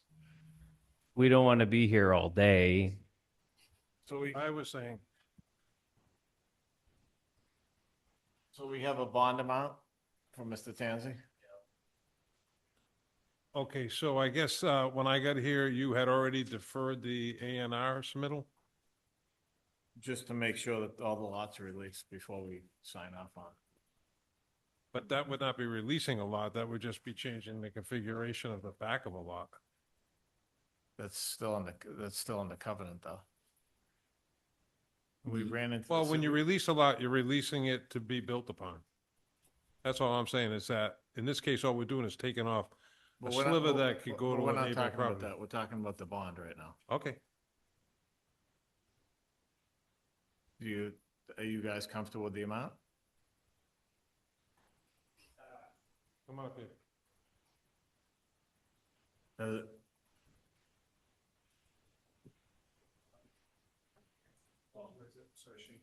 There's not a lower amount. Joe Aruda, owner of High Street, Dearest Way. There is a big question that I have is the binder's down and in, and we produced the new documents on the test results that we went from 95 to 99 and 98, but the binder was still on there. So I was just curious if you didn't get a chance to take that off yet. So I know there's some back and forth with Mr. Tanzi. I don't Yeah. know, Mr. Tanzi, are you still comfortable with this number? Are you comfortable with reducing this number? Where are you with this? So where I am is the compaction testing that I witnessed was at 95, and we need to be at 98. That's because of the Proctor was incorrect at the time, sir. Well, you know, That doesn't change the testing method. It doesn't change anything. It's that we bring it to the testing company and they redid the Proctor because of moistures. That happens a lot. And so why did it take 6 months to get because a I new thought that it was proctor? already, it didn't take, it just took us getting it to you to show you, because there was a couple options that we were willing to do. And unfortunately, I spent quite a bit of the time going back and forth trying to get it rebutted to show you that it was just a Proctor thing. And the guy tested it. That, I have no problem with the compaction on that road. I just, if you could reduce the binder that I've already paid for, and I'll put the binder, and it's not like we're accepting this road right now. If there's any problem with this road, I will fix it at my own Yeah, cost. I've been in this town for 35 years, and I've never had one complaint with any road that, I've done a lot of roads in town, and none of mine have ever failed, ever. You see, we can't afford to take over a road. I didn't ask you to afford anything on that. Nothing. Well, I'm not asking you to pay for anything. please, I'm just asking you please to give let me the finish. respect. Okay. This town is in serious financial disarray. That's not We my are fault. financially, we cannot afford to take over a road that's substandard. You're not And taking over the road right now. You're not taking over. Yeah, the you're road. not listening to me. I'm not good because you're And- not making sense to me, sir. Well, here's Mr. Arruda. Point of order. Mr. Tenzi, can I just ask a question? sure. So what is on here for binder? Is it, what is the total binder amount that you're looking to remove, Mr. Arruda? Well, on the, $57,000. yeah, to remove and replace and You don't have regrade. to remove and replace the binder, sir. This is where we're getting in this conference back and forth, because I've talked nicely to you. So Mr. Tanzi, why you work it out with Mr. Arruda? What we could do, like we've done in the past, is we could reduce it to a certain amount. If you guys work it out, he doesn't need to pay it. If you don't work it out, if you work it out, he doesn't need to pay it. If you don't work it out, he does need to pay it, but we could release everything but one lot, That's fine. right? To reduce the amount of cash. So we would be we release all lots with the exception of one lot. Correct. Yes. And we could Can we, reduce the, can we pick a lot this time? I'm just saying, if we're trying to, instead of having an argument here all night tonight, right? Yes, it's been a long night for all of you guys. Like this, Lot one. This needs to get worked out. Does the binder need to come out? Is it okay? Is the compaction okay? Is it not okay? And I don't want to put Mr. Tanzi on the spot or Mr. Arruda on the spot. So if we're trying to move forward, we can come up to a bond amount that's either 302, that's 250, that's 200, and we could hold the lot while we work all this out. That sounds more than fair. You'd be willing to do that? 100%. I would give you lot one, I think is the first house up on the right, which is gonna be the last one we sold anyways. If you would do that and reduce my, So would reduce it by the 57 plus 50%, so that's what, almost 80-something grand? Oh, calculating. Mr. Tanzi, just so we can work, I know there's a lot of reports going around, and I'm not trying to go against you or go against Mr. Arruda, but just why we work this out. If we hold one lot and let's say take 220, are you comfortable with that?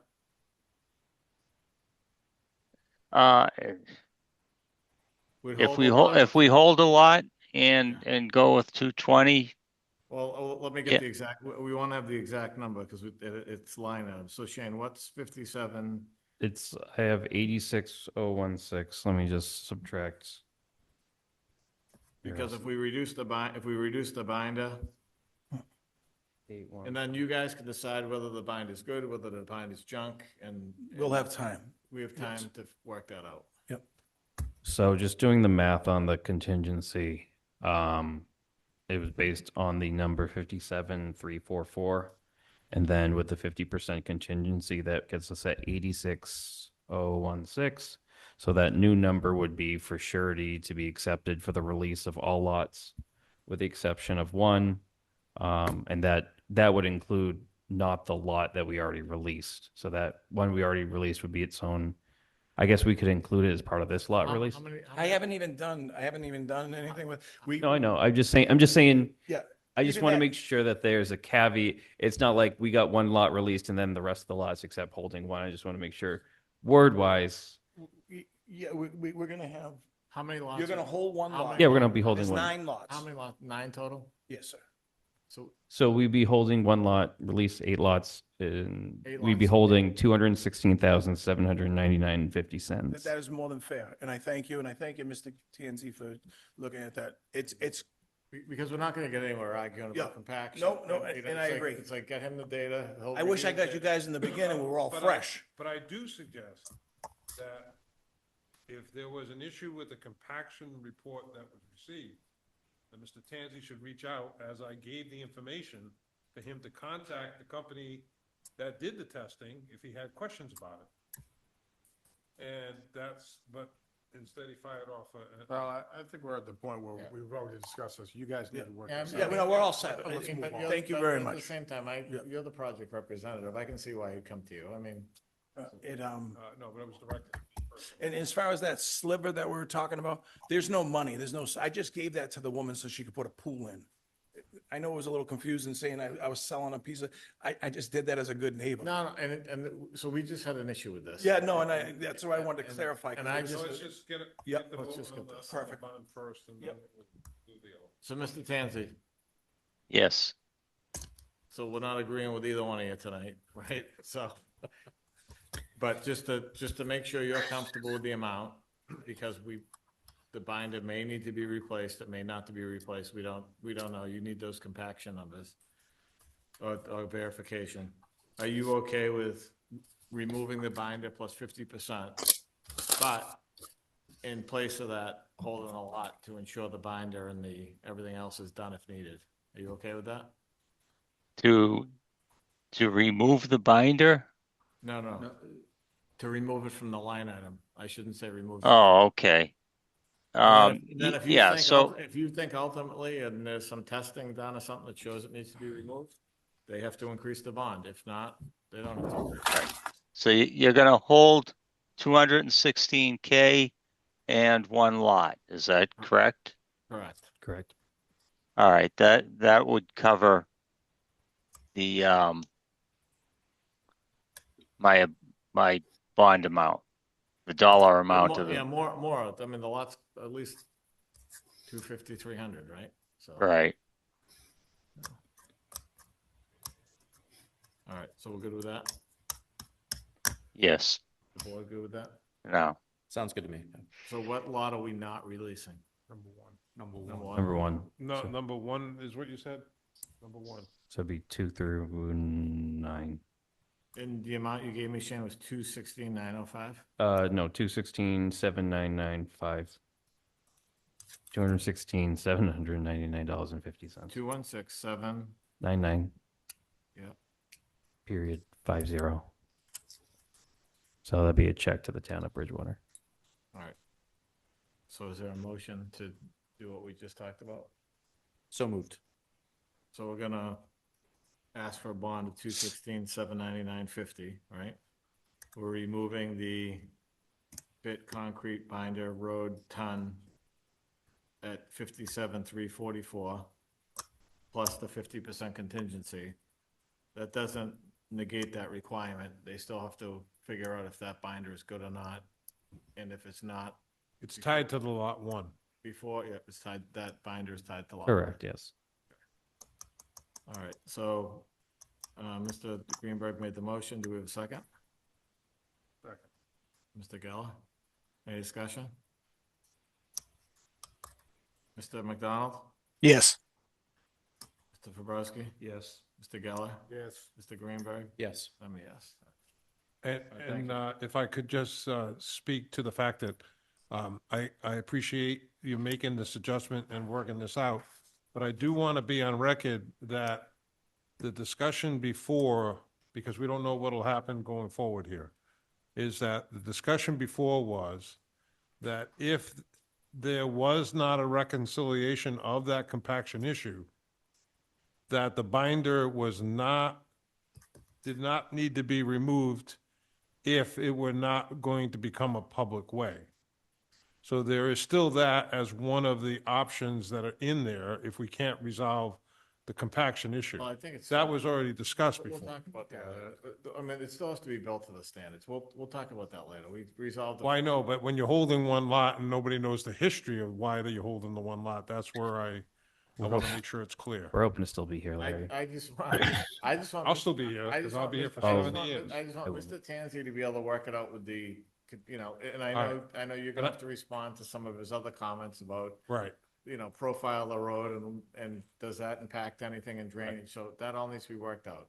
Okay. So if sections of that road have to come out to change the profile, then But I would like him to reach out to the testing company to start the process in discussing the Proctor results that were forwarded to him from the company. is that normal for him to reach out to a Yeah, higher contract? why would he not? If he's questioning their results, then he should be talking to them about instead of taking a position at me, he should have been talking to them. Again, we've already come to terms of what we're gonna do. It's Yeah, that's between fine. Yeah, let's go to the- guys, Okay. And that's it. Let's And- move So we want to move on to the Form A? All right, so Shane, Hey, now that this lot is gonna be released, sure. right? No, I don't have to talk to So legal there- counsel. There shouldn't be a legal issue on this lot. It would only be an issue if it was lot one at this point, but no, if properly that this lot has been released, in receipt of this, it's just more of a timing issue.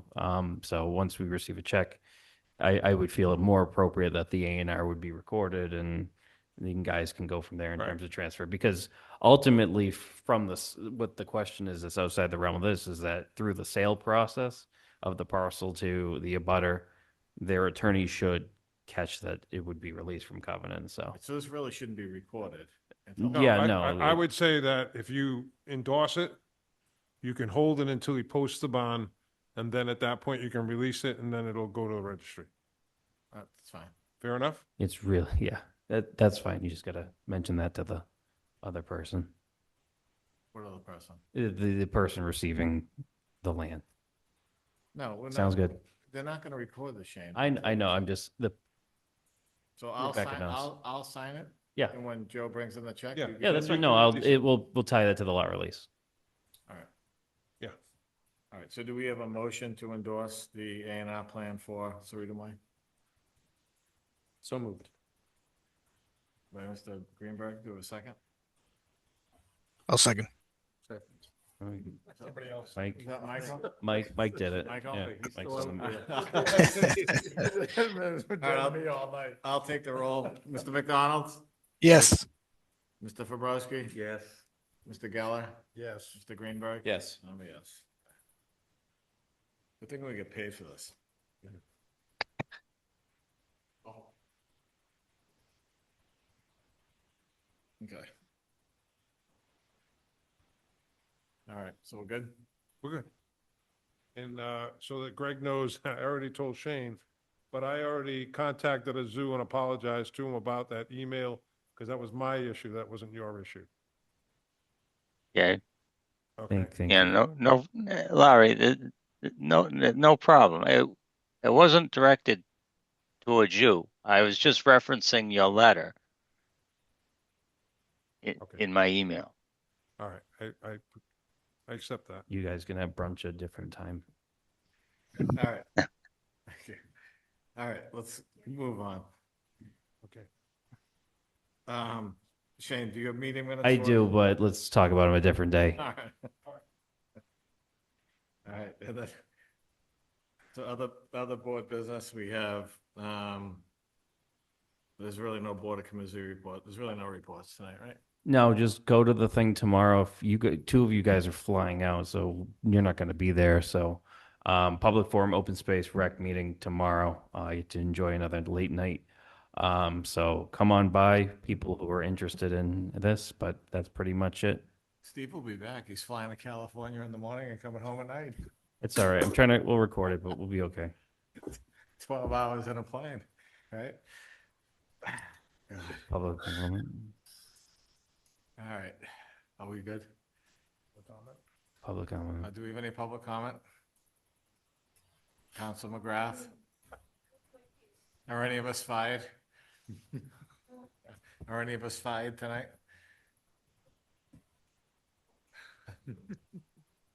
All right, do we have a motion to adjourn? So moved. By Mr. Geller. Any second? I'm sorry. I'll second that, By Mr. please. Greenberg? So I think they're all Mr. McDonald? Yes. Mr. Fabrowski? Yeah. Mr. Geller? Yes. Mr. Greenberg? Yes. I'm a yes. Good night, everyone. Deal. Have a good one. Good night, everyone. Thank you, Greg. Okay.